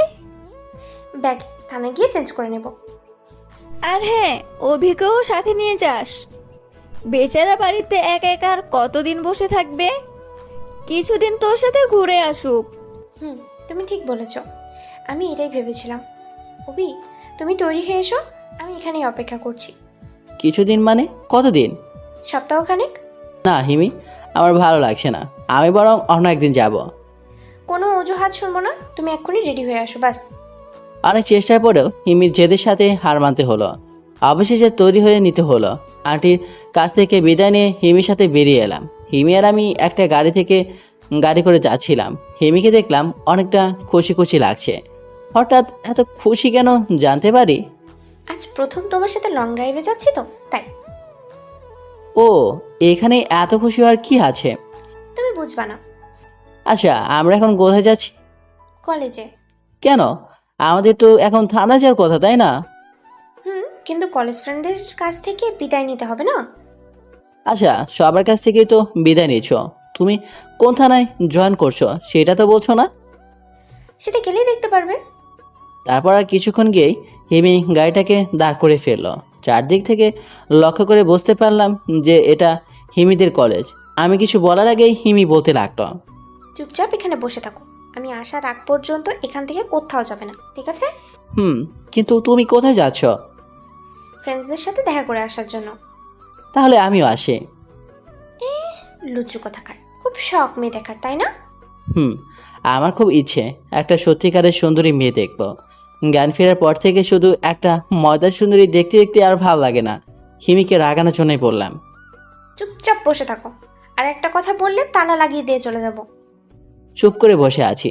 হিমি গাড়ি থেকে বেরিয়ে বাইরে চলে গেল। যাওয়ার সময় ভুলবশত ফোনটা ফেলে রেখে চলে গেছে। ফোনটা হাতে নিয়ে দেখলাম লক করা, পাশে একটা হেডফোন পড়েছিল। ফোনটা লক করা থাকলেও হেডফোন দিয়ে গান শোনা যায়। ওইটা কানে লাগিয়ে গান শুনতে লাগলাম। প্রায় 10 মিনিট পর দেখলাম হিমি তার 3 জন বান্ধবীদের নিয়ে এইদিকে আসে। গাড়ির কাছে এসে, এই রিমি, তোরা 3 জন পিছনে গিয়ে বস। কিন্তু ছেলেটিকে? তাদের মাঝে একজন মেয়ে বলে উঠল, সেটা জেনে তোরা কি করবি? না কিছু না, এমন একটা ছেলেকে সাথে নিয়ে ঘুরছিস, এটা লোকে জানলে ছেলেটাকে মেয়েরা কবে কিডন্যাপ করতো। তোরা উঠবি নাকি আমি চলে যাব? উঠবো না মানে? এমন সুযোগ কি হাতছাড়া করা যায়? সবাই গাড়িতে উঠে বসলো। আমি বসে আছি হিমির পাশে, মানে ড্রাইভিং সিটের পাশে। হিমিকে দেখে মনে হচ্ছে প্রচুর রেগে আছে। কিন্তু হিমি এই মেয়েগুলো আর আমাকে নিয়ে কোথায় যাচ্ছে? আর এই মেয়েগুলো কিসের সুযোগের কথা বলছিল? 4 জন মিলে আমাকে জবাই করবে না তো আবার? গাড়ি চলছে আপন গতিতে, কারো মাঝে কোনো কথাই নাই, শুধু পিছনে মেয়েগুলো ফিসফিস করে কথা বলছিল। এই যে শুনছেন? পিছনের মেয়েগুলোর মধ্যে একজন আমাকে উদ্দেশ্য করে বলল, জি শুনছি, বলেন। আপনার নামটা জানতে পারি? অভি। বাহ, খুব সুন্দর নাম তো। কে রেখেছে এই নামটা? আন্টি নিশ্চয়ই। আন্টি মানে? আমি তো অবাক, আন্টিটাকে কাকে? মানে আপনার আম্মুর কথা বলতেছি আর কি। একজন মেয়ে বলল। আর হিমি ওইদিকে রাগে ফসছে। না, হিমির দিকে তাকিয়ে ভয়ে ভয়ে বললাম, তো? হিমি রাখছে। কি? কেন শুনতে পাসনি? তোদের আন্টি রাখছে, হিমি আন্টি। আর এই ছেলে তোদের আঙ্কেল হয়, বুঝলি? হিমি থেকে চোখ সরিয়ে নিলাম। হিমির কথা শুনে সবাই হা হয়ে গেল, সাথে আমিও। কেউ কোনো কথা বলছে না, সবাই চুপ। তারপর গাড়ি নিয়ে একটা রেস্টুরেন্টের সামনে থামলো। হিমি তার সকল বান্ধবীদের নিয়ে রেস্টুরেন্টের ভিতরে ঢুকে গেল। আর আমি পালিয়ে যাব এই ভয়ে আমাকে গাড়ির ভিতর রেখে দরজার চাবি দিয়ে বন্ধ করে দিয়ে গেছে হিমি। অনেকক্ষণ বসে থাকার পর হিমিকে বাইরে আসতে দেখা গেল। হিমি একা একা গাড়ির কাছে আসিল। হিমি গাড়ির কাছে আসতেই একটা ছেলে হিমির পথ আটকে দাঁড়ায়। কি আপনি আমার পথ কেন আটকে দিয়েছেন? সরেন বলছি। সিমি, তুমি সব কি বলছো? তুমি এখানে কি করে? তুমি আমাকে চিনতে পারছো না? না তো, আমি আপনাকে কি করে চিনব? আর আমি সিমি না, হিমি। সিমি, তুমি আমাকে চিনতে পারছো না? আমি হিরণ তোমার। কিছু বলতে না দিয়ে হিমি আটকে দিল। দেখেন, আপনি কে আমি চিনি না। আপনার নিশ্চয়ই কোথাও ভুল হচ্ছে। আমি হিমি, আমি আপনাকে বা সিমি নামের কাউকেই চিনি না। সিমি তুমি। হিমি লোকটিকে আর কিছু বলতে দিল না। সরেন তো, আমার তাড়া আছে। হিমি লোকটিকে ধাক্কা দিয়ে সরিয়ে গাড়ির কাছে চলে আসলো। হিমি গাড়ির দরজা খুলেই গাড়িতে ঢুকে পড়লো। তাই ছেলেটি আমাকে কিংবা ছেলেটাকে কেউ কাউকে দেখতে পেলাম না। হিমি ড্রাইভ করছিল। ছেলেটি কে ছিল? চিনি না, সিমি সিমি বলে আমার মাথা খেয়ে নিচ্ছিল। ও, ছেলেটা হয়তো পাগল, তাই না? হয়তো, নাহলে আমাকে সিমি বলতে যাবে কেন? হুম। আচ্ছা, তোমার বান্ধবীরা কোথায়? কেন, মিস করছো তাদেরকে? আরে তা না, ওরা হঠাৎ তোমার সাথে কেন এলো আর ওই রেস্টুরেন্টে কেন থেকে গেল, এটাই জানতে চাচ্ছিলাম আর কি। ও, আসলে আমি যে পুলিশে জয়েন করেছি এটা ওদেরকে বলার পরে ওরা বললো যে ওদেরকে ট্রিট দিতে হবে, তাই সাথে করে নিয়ে এলাম। ও, তাই বলো। হুম। আচ্ছা, আমাদের গন্তব্যে যেতে কতক্ষণ লাগবে? 3-4 ঘন্টা। ও আচ্ছা। তুমি গাড়ি চালাতে পারো? আমাকে জিজ্ঞাসা করলো। জানি না, মনে হয় পারবো না। আমি আবার শিখাইলেও পারবে না? জানি না। জানো কি তুমি? এদিকে এসো, আমি শিখিয়ে দিচ্ছি। হিমি গাড়িটাকে থামিয়ে আমাকে ড্রাইভিং সিটে বসিয়ে দিয়ে সে পাশের সিটে বসে গেল। হিমি, আমি পারবো না তো। চুপ, আমি যেভাবে বলছি সেভাবে চালাও। হিমি আমাকে কিছুক্ষণের মধ্যে পাকা ড্রাইভার বানিয়ে ফেললো। আমি ভাবতেও পারিনি এত তাড়াতাড়ি শিখে ফেলবো। হিমি, আমি তো রাস্তা চিনি না, কোন দিক দিয়ে যাব? দাঁড়াও, আমি ব্যবস্থা করছি। হিমি তার ফোন বের করে লোকেশন অন করে একটা জায়গার লোকেশন দেখিয়ে বলল। এখানে যাবে? হিমি ফোনটা আমার হাতে ধরিয়ে দিয়ে বলল, আমি ওই লোকেশন দেখেই ড্রাইভ করছিলাম। আর হিমি এদিকে সিট বেল্ট না লাগিয়ে আমার কাঁধে মাথা দিয়ে ঘুমাচ্ছে। ঘুমন্ত অবস্থায় হিমিকে খুব মায়াবী লাগছিল। তাই তার ঘুমের মাঝেও বিরক্ত করিনি। প্রায় 2 ঘন্টা পর লোকেশন দেখাচ্ছে আমরা কাছে চলে এসেছি। তাই হিমিকে ডাকতে লাগলাম। হিমি। বলো। একবার ডাক দিতেই উঠে পড়ল। তুমি ঘুমাওনি? না তো। তাহলে এতক্ষণ এভাবে শুয়েছিলে কিভাবে? ঘুম পায়নি? আমার কাঁধে মাথা রেখে তো আমি ঘন্টার পর ঘন্টা না ঘুমিয়ে কাটিয়ে দিতে পারি। হিমি মুচকি হেসে বলল, তাই? আমরা তো প্রায় এসে পড়েছি। তোমার ফোনের লোকেশনটা বলতেছে। গাড়ি থামাও। কেন? এমনি থামা। ওকে। রাস্তার একপাশে গাড়িটা দাঁড় করিয়ে ফেললাম। বাইরে যাও তো একটু। কিন্তু কেন? এই ড্রেসে যাওয়া যাবে না, পুলিশের পোশাক পরতে হবে, তাই ড্রেস চেঞ্জ করবো। তাই বলে গাড়িতে? অবাক হয়ে জিজ্ঞাসা করলাম। আচ্ছা, তুমি বাইরে না গেলেও সমস্যা নেই, আমি এভাবেই চেঞ্জ করছি। না না না, থাক, আমি বাইরে যাচ্ছি। বাইরে যাব এমন সময় হিমি আমার হাত ধরে টান দিয়ে আবার ভেতরে নিয়ে আসলো। কি করছো কি? ছাড়ো। না, এখন আর ছাড়াছাড়ি নেই। কেন? আই লাভ ইউ অভি। আমি কিছু বলতে যাব তার আগে হিমি আমার ঠোঁটটা তার ঠোঁটে বসিয়ে দিল। আমি ভাবতে পারিনি হিমি এমন একটা কাজ করে বসবে। আমার ভালো লাগছিল না এমন নয়, কিন্তু আমার নিজের ভিতরে এক ধরনের অপরাধবোধ কাজ করছিল। হিমি থেকে নিজেকে ছাড়িয়ে নিয়ে আমি গাড়ির ভেতর থেকে বেরিয়ে এলাম। হিমি হয়তো এমনটা আশা করেনি। আমার পিছু পিছু হিমিও গাড়ি থেকে নেমে এলো। এসে আমার একটি হাত ধরে দাঁড়িয়ে রইল। কি হয়েছে অভি? আমারও তো একই প্রশ্ন, কি হয়েছে তোমার? কেন? দেখো হিমি, তুমি বা আমরা কেউই জানি না আমার পরিচয় কি। হয়তো আমি কোনো ভালো ছেলে না, তাই আজ পর্যন্ত আমার কোনো আত্মীয় আমার খোঁজ নেয়নি। আগে তুমি কেমন ছিলে সেটা জেনে আমি কি করব? এখন তো তুমি ভালো। কিন্তু ভালো শুধু সীমিত সময়ের জন্য। যখন আমার স্মৃতি ফিরে আসবে তখন আমি ভালো নাও থাকতে পারি। আর তাছাড়া আমার বিষয়ে তো আমি নিজেও জানি না। আমি হিন্দু নাকি মুসলিম, বিবাহিত নাকি অবিবাহিত। এমনও তো হতে পারে আমার স্ত্রী সন্তান আছে। তুমি কিসের উপর ভরসা রেখে আমায় ভালোবাসবে? জানি না, আমি কিচ্ছু শুনতে পারবো না। শুধু এইটুকুই জানি যে তুমি আমার। তোমাকে হারাবার কথা ভাবতেও পারি না আমি। যদি কোনোদিন তোমার অধিকার চেয়ে কেউ ফিরে আসে তাহলে হয় আমি তাকে শেষ করে দিব, নাহলে আমি শেষ হয়ে যাব। ঝরে ধরে কাঁদতে কাঁদতে বলল হিমি। দেখো হিমি, পাগলামো করো না, এইসব নিয়ে পরে ভাবা যাবে। এখন চলো। না, এখনই ভাববো। তুমি বলো আমাকে ভালোবাসো কিনা। প্লিজ হিমি, আগে ভাবতে দাও, পরে বলবো। এখন ছাড়ো। না, আমার এখনই উত্তর চাই। বলো, আমাকে ছেড়ে কোথাও চলে যাবে না তো? আচ্ছা, আমি তোমাকে ছেড়ে কোথাও যাব না। এবার হলো? সত্যি? সত্যি। এখন আমাকে ছেড়ে যাও তো, ড্রেস চেঞ্জ করে এসো। আচ্ছা, তুমি এখানে দাঁড়াও, আমি এক্ষুনি তোমাকে ডেকে নেব। অনেকক্ষণ ধরে দাঁড়িয়ে রইলাম, কিন্তু ডাকার কোনো নামগন্ধ নেই। কি করছে এতক্ষণ? গাড়ির ভিতরে কে জানে। প্রায় আধা ঘন্টা পর হিমি ডাক শুনতে পেলাম। অভি, দেখো তো পুলিশের সাজে কেমন লাগছে আমাকে। পেছনে ফিরে হিমিকে দেখা মাত্রই আমার চোখ মুখ অন্ধকার হয়ে আসে। আর মনে হচ্ছে হিমিকে এই সাজে আমি আগে কোথাও দেখেছি, কিন্তু হিমি তো এই পোশাক প্রথম পরলো। তাহলে এমন কেন মনে হচ্ছে আমার? এসব ভাবতে ভাবতে কখন মাটিতে পড়ে গেছি মনে নেই। হেমো, এই হেমো, খুঁজে বের কর আমায়। এখানে আমি একা, খুব কষ্ট হচ্ছে রে।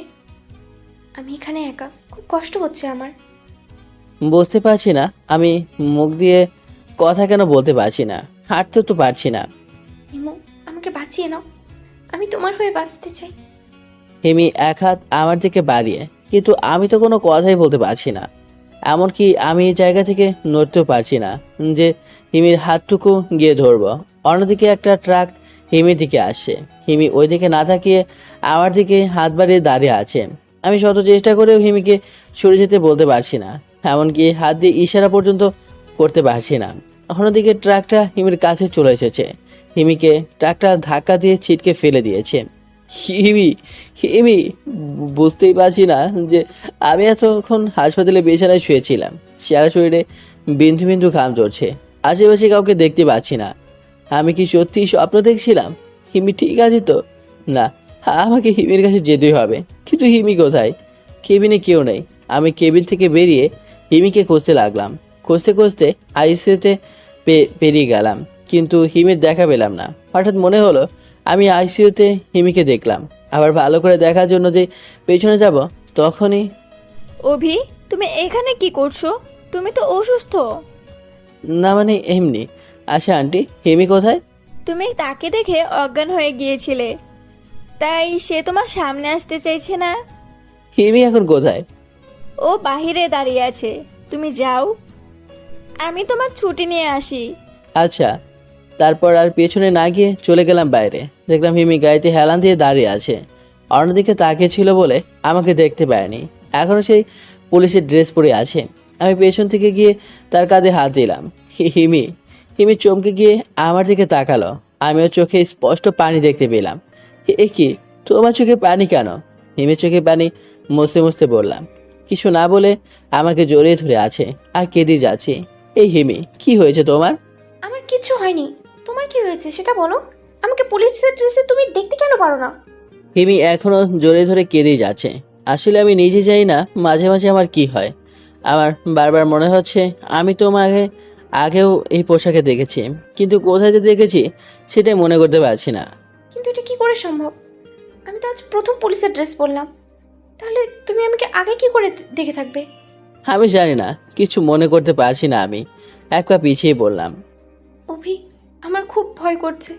আমার মনে হচ্ছে আমি তোমাকে হারিয়ে ফেলবো। আমি কোনো কথা বলতে পারছি না, কারণ এর উত্তর আমার জানা নেই। হয়তো হিমি ঠিকই বলছে। সিমিমা, তুই এখানে? আজ কতদিন ধরে তোমাকে আমরা সবাই খুঁজে চলেছি। হঠাৎ একজন বয়স্ক লোক এসে হিমিকে সিমি বলে ডাকতে শুরু করলো। কি বলছেন এগুলো? কে সিমি? আর আপনিই বা কে? আপনারা আমাকে কেনই বা খুঁজছেন? সিমিমা, তুই আমাকে চিনতে পারছিস না? আমি তোর বাবা। আমাকে তুই কি করে ভুলে যেতে পারিস? দেখুন, আপনার নিশ্চয়ই কোথাও একটা ভুল হচ্ছে। আমি সিমি না, হিমি। আমি শুধু দেখেই যাচ্ছি, কি করবো কিছুই বুঝতে পারছি না। হিরণ যখন বলেছিল তখন আমি বিশ্বাস করিনি। এখন তো নিজের চোখেও বিশ্বাস করতে পারছি না যে আমারই মেয়ে আমাকে চিনতে পারছে না। আজব তো, এখন আবার ন্যাকা।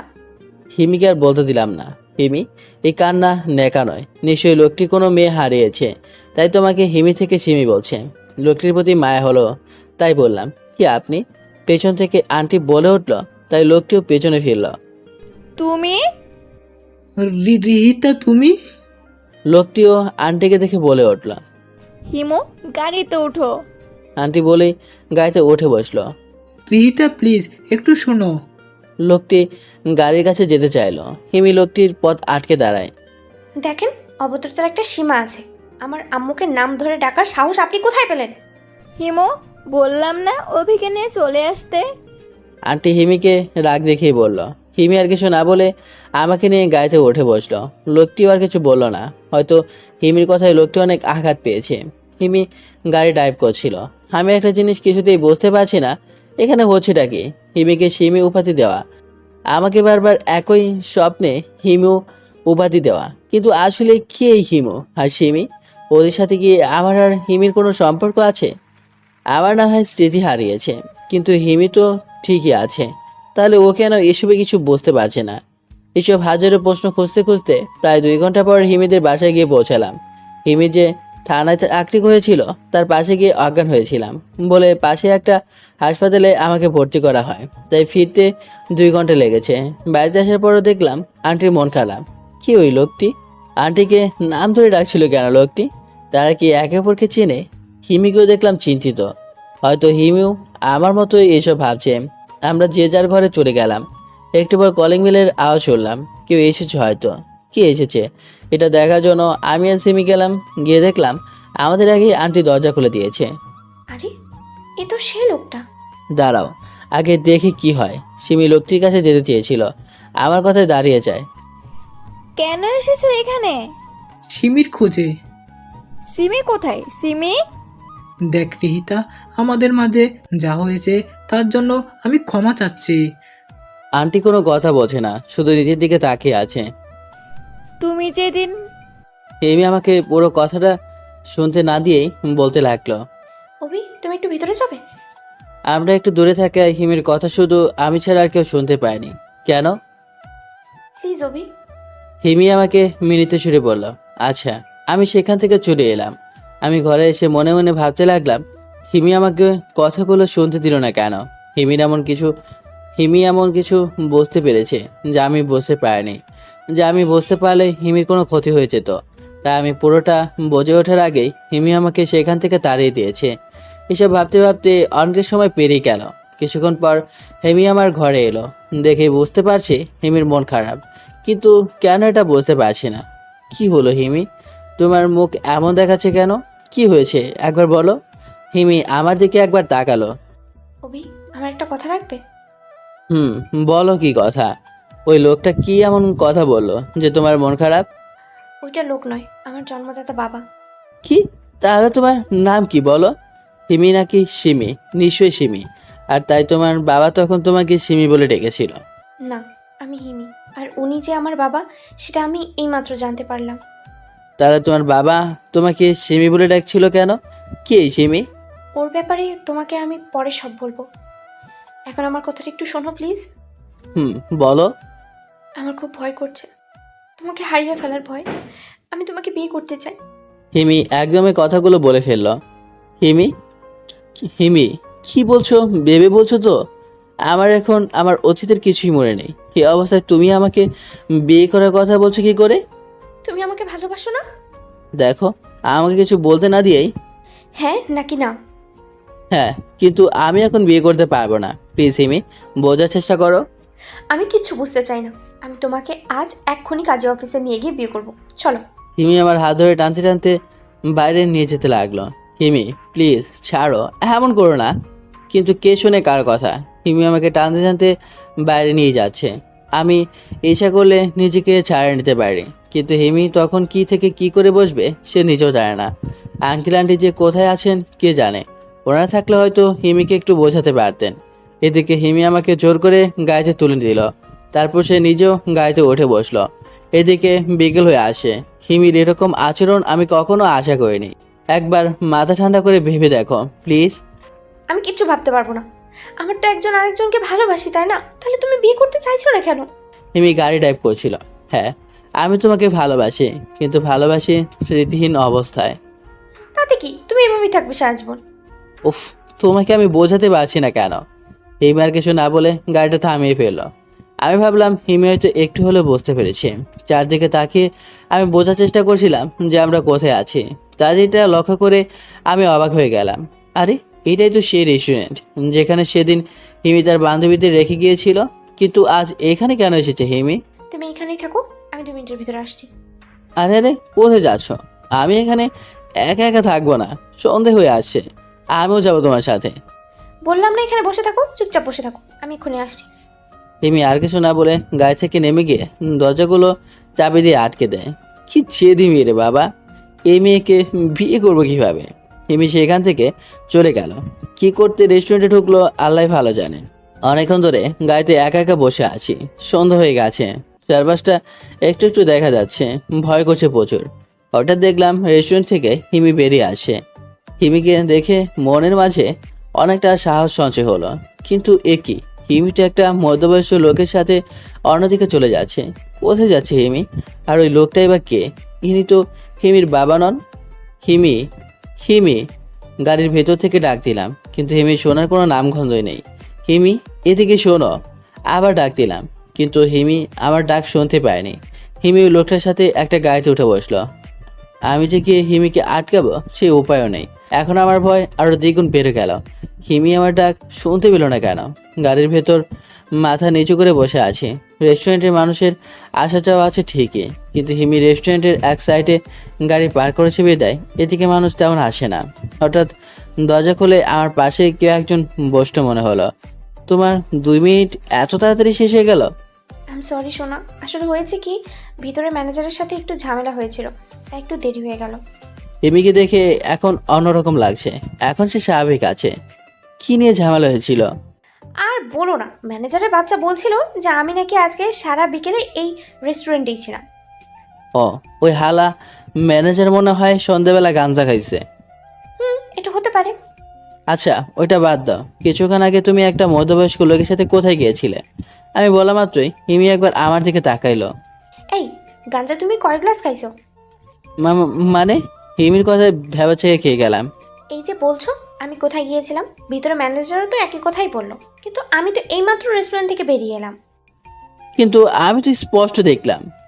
ঘোড়ার ডিম দেখছো তুমি, সন্ধ্যাবেলায় কাকে না কাকে দেখেছো, আর ওকেই আমি করেছো। কিন্তু আমাকে পুরোটা বলতে না দিয়েই চুপ করো, নাহলে এখন আবার বিয়ে করতে নিয়ে যাবো। হিমি গাড়ি চালাতে চালাতে হুমকি দিয়ে বলল, তার মানে আমরা এখন বিয়ে করতে যাচ্ছি না?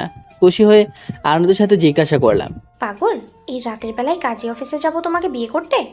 যাক বাবা, বাচ্চা গেল। বড় একটা নিঃশ্বাস নিয়ে বললাম, জি না, বিয়ে আমি তোমাকেই করব মিস্টার অভি, কিন্তু আজ না, কালকে।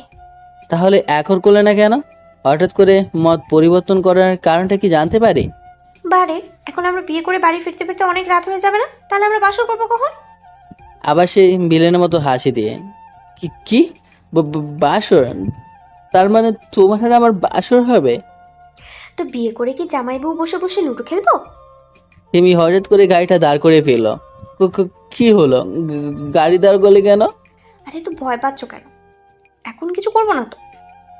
তাহলে গাড়ি দাঁড় করালে কেন? সেই সকালে যে খেয়ে বের হয়েছিলাম, তারপর তো আর কিছু খাওয়া হয়নি, তাই না? পেটে বারবার গর্জন করতেছে। আমারও। ওয়েট। হিমি পেছনের সিট থেকে কিছু একটা প্যাকেট হাতে নিল।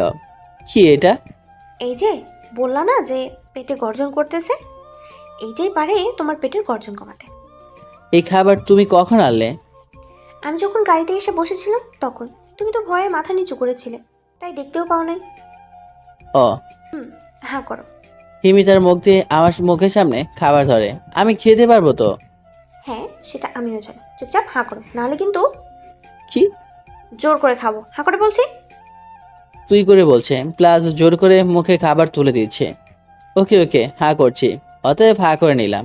হিমি আমাকে একটু খাইয়ে দিয়ে নিজে মন খারাপ করে বসে আছে। আমার আর বুঝতে বাকি রইল না হিমি মন খারাপের কারণ। তাই আমিও ওই খাবারের প্যাকেট থেকে খাবার নিয়ে হিমির মুখের সামনে ধরলাম। নাও, এবার তুমিও হাঁ করো। লাগবে না, তুমি খেয়ে নাও। ওকে, আমি খেয়ে নিচ্ছি। বলে যেই আমি নিজে খেয়ে ফেলতে যাব, তখন হিমি আমার হাত ধরে খেয়ে ফেললো। তুমি নিজের হাতে একটা খাবার নিজে মুখে নিয়ে দিলে, তোর মুখ ভেঙে ফেলবো আমি, রাক্ষস কোথাকার। হিমি আমার হাতের খাবারগুলো নিয়ে নিজের মুখে নিয়ে নিল। এই তো ভালো মেয়ে। হঠাৎ আমি ঝাল অনুভব করলাম। এতক্ষণ ঝাল না লাগলেও এখন ঝালটা ক্রমশ বেড়েই চলছে। বিদ্রোহ হিমু আগে থেকেই অতিরিক্ত ঝাল খেতে পারতো না। আমার ঝাল লেগেছে এটা হয়তো হিমি বুঝতে পেরেছে, তাই আমার দিকে পানির বোতলটা এগিয়ে দিল। কিন্তু পানি খাওয়ার পর যেন ঝাল আরও দ্বিগুণ বেড়ে গেল। কি হলো, ঝাল কমেনি এখন তোমার? আমি তো এদিকে কথাই বলতে পারছি না। হিমিও আর কিছু না বলে ঠোঁটগুলো আমার ঠোঁটে মিশিয়ে দিল। হিমি ঠোঁটের স্পর্শে যেন আমার ছাল উধাও হয়ে যাচ্ছিল, কিন্তু সাথে সাথেই আমার মাথাটা চক্কর দিয়ে উঠল। আমার বারবার মনে হচ্ছিল যে এইরকমভাবে আমার ঝাল আগেও দূর করা হয়েছে, এরকম মিষ্টি ঠোঁটের স্পর্শ আমি আগেও পেয়েছি, কিন্তু এটা কি করে সম্ভব? এসব ভাবতে ভাবতে মাথা ব্যথা শুরু হয়ে গেছে। হিমিকে ধাক্কা দিয়ে সরিয়ে দিলাম। মাথা ব্যথাটা ক্রমশ বেড়েই যাচ্ছে। দুহাত দিয়ে মাথাটাকে চেপে ধরলাম, কিন্তু মাথা ব্যথা বেড়েই যাচ্ছে। অভি, এই অভি, কি হয়েছে তোমার? এমন করছো কেন? অভি, তুমি ঠিক আছো তো? চোখ দুটি বন্ধ হয়ে এলো। চোখ খোলার পর মনে হলো আমি হাসপাতালে কোনো এক বিছানায় শুয়ে আছি। আমি এখানে কি করে এলাম সেটাই ভাবছি। হঠাৎ মনে পড়ে গেল আমার অ্যাক্সিডেন্টের কথা। নিজের আপু আমার সাথে বেইমানি করেছে, নিজের ভালোবাসার মানুষটি আমাকে ঠকিয়েছে। মোবাইলটা পানিতে ছুঁড়ে মেরেছিলাম, তারপর অ্যাক্সিডেন্ট, তারপরে আমি এখানে হাসপাতালের বিছানায়। পাশে তাকিয়ে দেখলাম সি ম্যাম আমার মাথার কাছে বসে আছে। আপনি কেন এখানে এসেছেন? কি চাই? আমি হিমিকে সি ম্যাম মনে করে বলছি। অভি, কি বলছো তুমি এসব? আমি থাকবো না তো কে থাকবে? আর তুমি আমাকে আপনি করে কেন বলছো? সি ম্যাম প্রায় কান্না করে দিচ্ছিলেন। দেখেন ম্যাম, আমার এখন আপনার অভিনয় দেখার সময় নাই। কি অভি? অভি নামের কাউকে আমি চিনি না। আপনি এখন আসতে পারেন। অভি, তুমি আমাকে চিনতে পারছো না? তুমি কি সব ভুলে গেলে আমাদের ভালোবাসার কথা? আমি হিমি, তোমার হিমি। চিনতে পারছো না তুমি আমাকে? হিমি কান্না করে আমাকে জড়িয়ে ধরলো। হিমি, আমার মাথায় ঝিম ধরে গেছে। অনেক চিন্তা করার পর আমার সব মনে পড়ে গেল। তার মানে হলো অ্যাক্সিডেন্টের পরে আমি এখানে আসিনি। মাঝখানে আমার জীবন থেকে হারিয়ে গেছে প্রায় 6 থেকে 7 মাস। অভি, তুমি আমাকে চিনতে পারোনি? হিমি আমার বুক থেকে মাথা উঠিয়ে, চিনতে পেরেছি হিমি, এখন সব মনে পড়ে গেছে আবার। আমার কথা শুনে হিমি অনেকটা খুশি হলো। প্রথমে তুমি আমাকে কাকে ভেবেছিলে? সিমিকে। কি? কিন্তু তুমি আপুকে কি করেছিনো? সে অনেক কাহিনী। আগে তুমি বলো, ওই দিন তুমি কি বলেছিলে যে সিমির ব্যাপারে পরে বলবে? এখন বলো, কে সিমি? কি হয়েছে তার? তোমার বাবা তাকে কেন করছে? সিমি তো তোমার বাবার কাছে থাকার কথা, তাই না? তাহলে এখন কোথায় সে? ওসব তোমাকে পরে বলি, হাসপাতাল থেকে বেরিয়ে। না, এখনই বলো, খুব জরুরি। সিমি আপু হলো আমার 2.5 বছরের বড় বোন। ছোট একটা ভুলের কারণে সে আজ নিখোঁজ। বলে হিমি ম্যাম কাঁদতে লাগলো। কি? সি ম্যাম নিখোঁজ? কি ভুল করেছিল যে আজ সি ম্যাম নিখোঁজ? অবাক হয়ে জিজ্ঞাসা করলাম। তাহলে পুরোটা শুনো। অনেক বছর আগে আপুর বয়স যখন 1.5 বছর, তখন আমি ছিলাম মায়ের গর্ভে। তখন বাবা আর মায়ের মধ্যে একটু ভুল বোঝাবুঝির কারণে ঝগড়া লেগে যায়। আর সেই ঝগড়ার কারণে মা বাবাকে ছেড়ে চলে আসে। সিমি আপুকে বাবা মায়ের সাথে আসতে দেয়নি, তাই আপু থাকে মায়ের কাছাকাছি। আর আমার জন্মের পর থেকে আমি মায়ের থেকেই বড় হয়েছি। এভাবেই আমরা আলাদা হয়ে যাই। আর সি ম্যামের ভুলের ব্যাপারটা? কয়েক মাস আগের কথা। আমি বাবার কাছ থেকে শুনেছি সিমি আপু একটা ছেলেকে খুব খুব ভালোবাসতো। ছেলেটার নাম ছিল হিমু। তারপর? আমি এখন আমার পরিচয় দিই নেই। হিমু ছিল আপুর থেকে 1-1.5 বছরের জুনিয়র। হিমুর একটা বড় বোন আছে, আপুর বান্ধবী। হিমু আপুকে অনেক ভালোবাসতো। আপু হিমুকে ছেড়ে একা একা থাকতে পারছিল না, তাই আপু হিমুকে না জানিয়ে হিমুদের বাড়ি গিয়ে তাদের বিয়ে ঠিক করে ফেলেছিল। বিয়ের দিন তারিখও ঠিক করে ফেলেছিল। হিমি বলছিল আর থেমে যাচ্ছিল। আমি কোনো কথা বলছি না, শুধু অবাক হয়ে কথাগুলো শুনছি। বিশ্বাস করো ভাই, আপু ছেলেটাকে একটুও কষ্ট দিতে চায়নি। এমন হয়ে যাবে জানলে আপু কোনোদিনই এই কাজটা করতো না। কি হয়েছিল? স্বাভাবিক গলায় জিজ্ঞাসা করলাম। সিমি আপু আর ওই ছেলেটির বোন মিলে একটু মজা করতে চেয়েছিল।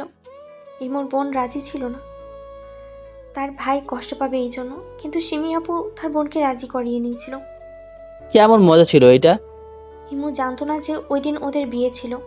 আর সিমি আপু এটি স্পষ্ট জানতো যে হিমু প্রতিদিন একবার হলেও তার কাছে যাবে, আর হিমু গেলেই তার সাথে ড্রামা করবে। তারপরে হিমু অনেক কষ্ট নিয়ে যখন বাড়ি ফিরবে, তখন তার বিয়ে দেখে সে চমকে উঠবে আর এর কাছে সাহায্য চাইবে। হিমুর হবু দুলাভাই হিরণ। কি? হিরণ হিমুর হবু দুলাভাই? আসলে হিরণ আর হিমুর বোন দুজন দুজনকে ভালোবাসতো, কিন্তু এই কথাটা কেউ জানতো না, এমনকি হিমুও না। আর হিরণ এর আরেকটা পরিচয় আছে। হিরণ সিমি আপুর চাচাতো ভাই। আর আমি এসব কালকেই জানতে পারলাম। তাদের মজার ব্যাপারটা কি হলো? তারা তাদের প্ল্যান মতো মজা করছিল, শুধু একটা জায়গায় তাদের প্ল্যানের সাথে মেলেনি। কি সেটা? হিমু ওই দিন আর বাড়ি ফেরেনি। শুধু ওই দিন কেন, ওই দিনের পর হিমু আজ পর্যন্ত বাড়ি ফেরেনি। আপু ওই দিন থেকেই বধূ সাজিয়েই তার ভালোবাসার মানুষকে খুঁজে বেরিয়েছে। আজ পর্যন্ত আপুর কোনো খবর নেই। সিমি আপু আর হিমু ওই দিন থেকেই নিখোঁজ। তারা বেঁচে আছে কিনা সেটাও কেউ জানে না। অনেক খোঁজ করার পর তাদের খুঁজে পাওয়া যায়নি। হিমি কান্না করতে লাগলো। হয়তো বোন হারানোর দুঃখে গাছে। আমি হিমির মাথায় হাত বুলিয়ে দিচ্ছি। আমি কি করব কিছু বুঝতে পারছি না। আমি কি এটা বলবো যে আমি সেই পাষাণ হিমু, যে কিনা তার ভালোবাসার মানুষটির একটু মজা বুঝতে পারেনি? কত ভালোবাসতো মেয়েটি আমাকে, আর আজ আমার জন্যই সিমি নিখোঁজ। কে জানে কোথায় আছে আবার সিমি। কিন্তু তুমি কি করে আপুকে চেনো? হিমু স্বাভাবিক গলায় হঠাৎ করে বলে উঠল। আমি কোনো কথা বলতে পারছি না, মনে হচ্ছে স্তব্ধ হয়ে গিয়েছি। কি হলো বলছো না যে? হিমি আবার বলে উঠল, আমি সে হিমু, হিমান্ত হিমু। আমার কথা শোনা মাত্রই হিমি আমার থেকে দূরে সরে গেল। তুমি তুমি তুমি সেই হিমু? মাথা নিচু করে বললাম। তাহলে তুমি এখানে কি করে? সিমি সেই মজাগুলোকে আমি বুঝতে পারিনি, তাই থানা থেকে বেরিয়ে রাস্তায় এসে আপুকে ফোন দিই। কিন্তু আমি আপুর মজাটাও বুঝতে পারিনি, তাই ফোনটা ওইখানেই ফেলে দিই। আর মন খারাপ থাকার কারণে তোমার গাড়ির হর্ন শুনতে পাইনি। অতঃপর আজ আমি এখানে। বুঝতে পেরেছি, সব আমার জন্য হয়েছে। আমি ওই দিন ওইখানে না থাকলে এসবের কিচ্ছু হতো না। হিমি, তুমি কেন নিজেকে দোষ দিচ্ছ? সব তো আমার জন্য হয়েছে। আমি আমার ভালোবাসার উপর বিশ্বাস রাখতে পারিনি। থাক, এসব ভেবে এখন আর কি হবে? এখন তোমার কেমন লাগছে তাই বলো। হিমির চোখে পানি মুছতে মুছতে বলল, ভালো। বাবার মাকে খবর দিয়েছে, একটু অপেক্ষা করো, ওনারা আসছেন, তারপর আমরা চলে যাব। তারপর কিছুক্ষণ অর্ধশোয়া অবস্থায় রইলাম, আর হিমি আমার পাশে বসে রইল। কিছুক্ষণ পর আঙ্কেল আর আন্টি আসলো। এখন কেমন আছো বাবা? জি আন্টি, ভালো। আম্মু জানো, অভির এখন সব মনে পড়ে গেছে। তাই নাকি? এটা তো খুশির সংবাদ। তা তোমার নাম কি বাবা? হিমান্ত হিমু। আমার নাম শুনে আঙ্কেল একটু চমকে উঠল। তোমার বাসা কোথায়? ঠিকানা বললাম। আমার ঠিকানা শুনে আঙ্কেল কেঁদে দিলেন। আমার সিমি কোথায় বাবা? একমাত্র তুমিই পারবে সিমিকে খুঁজে বের করতে। আঙ্কেল আমার হাত ধরে কাঁদতে লাগলেন। জি আঙ্কেল, সিমি যেখানে থাকুক না কেন, আমি সিমিকে খুঁজে বের করবই। আমি জানি বাবা, একমাত্র তুমিই পারবে সিমিকে খুঁজে আনতে। বাবা, অভিকে এখন বাড়ি নিয়ে যাওয়া যাক। তোমরা যাও, আমি আর তোমার আম্মু ডাক্তারের সাথে দেখা করে আসছি। তারপর আমি আর হিমি বাড়িতে চলে আসলাম। রাস্তায় হিমি কোনো কথা বলেনি, মনে হয় কোনো কিছু নিয়ে ভাবছে।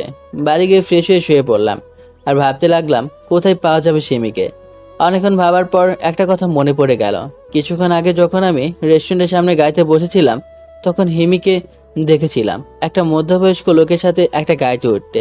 কিন্তু হিমি তো বলেছিল ওইটা হিমি ছিল না। তবে কি ওইটা সিমি ছিল? হ্যাঁ, আমি নিশ্চিত যে ওইটাই সিমি। এখন আমাকে শুয়ে থাকলে চলবে না, যত তাড়াতাড়ি সম্ভব আমাকে রেস্টুরেন্টের সামনে যেতে হবে।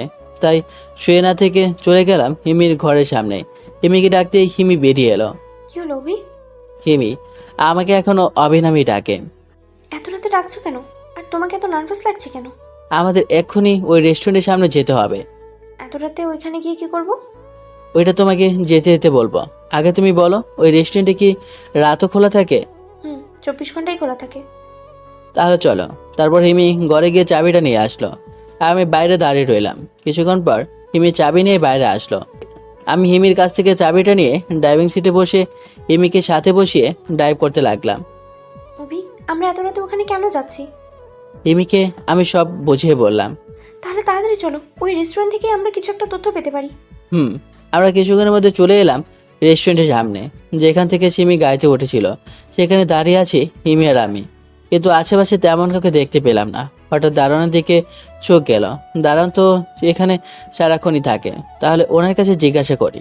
কিন্তু সমস্যা হলো এর ভিতরে প্রতিনিয়ত শত শত মানুষ আনাগোনা করে, উনি চিনবেন তো? তখনই মনে পড়লো হিমু তো সাথে আছে। দারোয়ানের কাছে গেলাম। চাচা, আপনি এখানে সারাক্ষণই থাকেন তাই না? না বাবা, আমার ডিউটি তো বিকেল 5টা থেকে। আচ্ছা চাচা, আপনি এই মেয়েটিকে চেনেন? না, তবে আজকে সন্ধ্যায় এনাকে প্রথম দেখলাম। একটা মধ্যবয়স্ক লোকের সাথে ট্যাক্সিতে উঠেছিল। হিমিকে দেখিয়ে বললাম, কিন্তু আমি তো দেখলাম প্রাইভেট কারে উঠতে। না বাবা, তুমি নিশ্চয় ভুল দেখেছ। বিশ্বাস না হলে ওনাকেই জিজ্ঞাসা করে দেখো। হিমিকে দেখিয়ে বলল, কারণ চাচা মনে করলো হিমি সে মেয়ে। না থাক চাচা, ঠিক আছে। আমি হিমিকে নিয়ে সেখান থেকে চলে এলাম। হিমিকে নিয়ে গাড়িতে বসে আছি। এখান থেকে কিছুই জানতে পারলাম না। কি করবো এখন, কিছুই বুঝতে পারছি না। এখন কি করবে? এখান থেকে তো তেমন কিছুই জানতে পারিনি। আমি কিছু ভাবতে পারছি না। কি করব, কোথায় যাব, কিছুই বুঝতে পারছি না। আমিও কিছু বুঝতে পারছি না অভি। কি করে খুঁজবো আপুকে? কোথায় খুঁজবো? হিমিও প্রায় কান্না করে দিয়েছে। হিমি আমার কিছু মনে পড়তে চাইছে, কিন্তু কেন যেন মনে করতে পারছি না। মনে করার চেষ্টা করো অভি। তুমি গতকাল পুলিশে জয়েন করতে যাওয়ার সময় আমি জ্ঞান হারিয়ে ফেলেছিলাম, তাই না? হুম। তারপর আমাকে কোন হাসপাতালে নিয়ে গিয়েছিলে, সেখানে আবার নিয়ে যেতে পারবে? কিন্তু সেখানে গিয়ে কি হবে? আগে চলো, তারপর গিয়ে বলছি। হুম। হিমি আমাকে নিয়ে এই রাতের বেলায় সেই হাসপাতালের উদ্দেশ্যে যেতে লাগলো। এটাই আমার কাছে থাকা সিমির সর্বশেষ ঠিকানা। কারণ ওই হাসপাতালে আমার জ্ঞান ফেরার পর আইসিইউতে আমি সিমির মতো কোনো একজনকে দেখেছিলাম। আগের পর্বগুলো ভালোভাবে পড়লে বুঝতে পারবেন। আমি নিশ্চিত আমি ভুল কিছু দেখিনি, ওটা সিমি ছিল। হাসপাতালে পৌঁছাতে পৌঁছাতে প্রায় সকাল হয়ে গেছে। গাড়ি থেকে নেমে আমি আর সিমি চলে গেলাম সেই আইসিইউর সামনে, কিন্তু গিয়ে কাউকে দেখতে পেলাম না, একদম ফাঁকা। তাই আমি আর হিমি ডক্টরের কেবিনে ঢুকে গেলাম। হিমি এখনও জানে না আমার এখানে আসার কারণ। আমি আর হিমি ডক্টরের রুমে প্রবেশ করার পর ডক্টর আমাকে দেখে দাঁড়িয়ে গেল। ডক্টরের এমন রিয়েকশন দেখে আমি আর হিমি রীতিমতো অবাক হলাম। আর আপনি বিশ্বাসী এটা কি করে সম্ভব? ডক্টর সাহেব হিমিকে বললেন। মানে? ডক্টরের কথা শুনে আমার বুকের বাম পাশটা মোচড় দিয়ে উঠল। মানে শিবির কথা বলছেন না তো? কি বলছেন আপনি? ও বেঁচে থাকবে না তো কি থাকবে? কিন্তু আমি তো। উনি পুরোটা না বলে একটা ফাইল খুলে দেখতে লাগলেন। এটা কি করে সম্ভব? ওনাকে তো এইমাত্র মর্গে রেখে আসা হয়েছে। না, শিবির কিছু হতে পারে না। শিবি কোথায়? এবার কিছু না বলে বেরিয়ে গেলাম মর্গের খোঁজে। কিছুক্ষণ খোঁজার পর ফিরেও গেলাম। আবার পেছন পেছন হিমিও চলে এলো। দেখলাম একটা লোক একটা লাশের পাশে বসে আছে। লোকটাকে আমার চিনতে বাকি রইল না। এই সেই লোক যার সাথে সিমিকে গত রাতে দেখেছিলাম। তবে কি ওইটাই সিমি? আর কিছু ভাবতে পারলাম না। দৌড়ে গেলাম লাশটার কাছে। গিয়ে লাশের মুখটা দেখে আমি স্তব্ধ হয়ে গেলাম। কোনো কথা বলতে পারছি না। আমি ভাবতেও পারিনি সিমিকে আমি এইভাবে খুঁজে পাবো। আমি তো সিমিকে এভাবে চাইনি। সিমি তো আমাকে খুঁজতে এসেছিল, তাহলে সেইখানে আমাকে ছেড়ে চলে গেল। কি করে হলো এসব? আমার মুখ দিয়ে তখন একটা কথা বের হচ্ছিল না। ওইদিকে হিমি সিমির কাছে বসে কাঁদছিল। আপনারা কারা? সিমির কাছে বসে থাকা লোকটি। কি করে হয়েছে এসব আমি কোনোভাবে জিজ্ঞাসা করলাম। আপনি আমার সাথে একটু আসেন তো। পেছন থেকে একজন ডক্টর বলে উঠল। আমি কিছু না বলে ডক্টরের পেছন পিছন তার কেবিনে গেলাম। আপনি ওনার কি হন? আমি ডক্টরকে শুরু থেকে শেষ পর্যন্ত সবটা বললাম। আপনারা এখানে আসতে অনেক দেরি করে ফেলেছেন। এই মেয়েটি প্রায় 7 মাস ধরে এই হাসপাতালে আছে।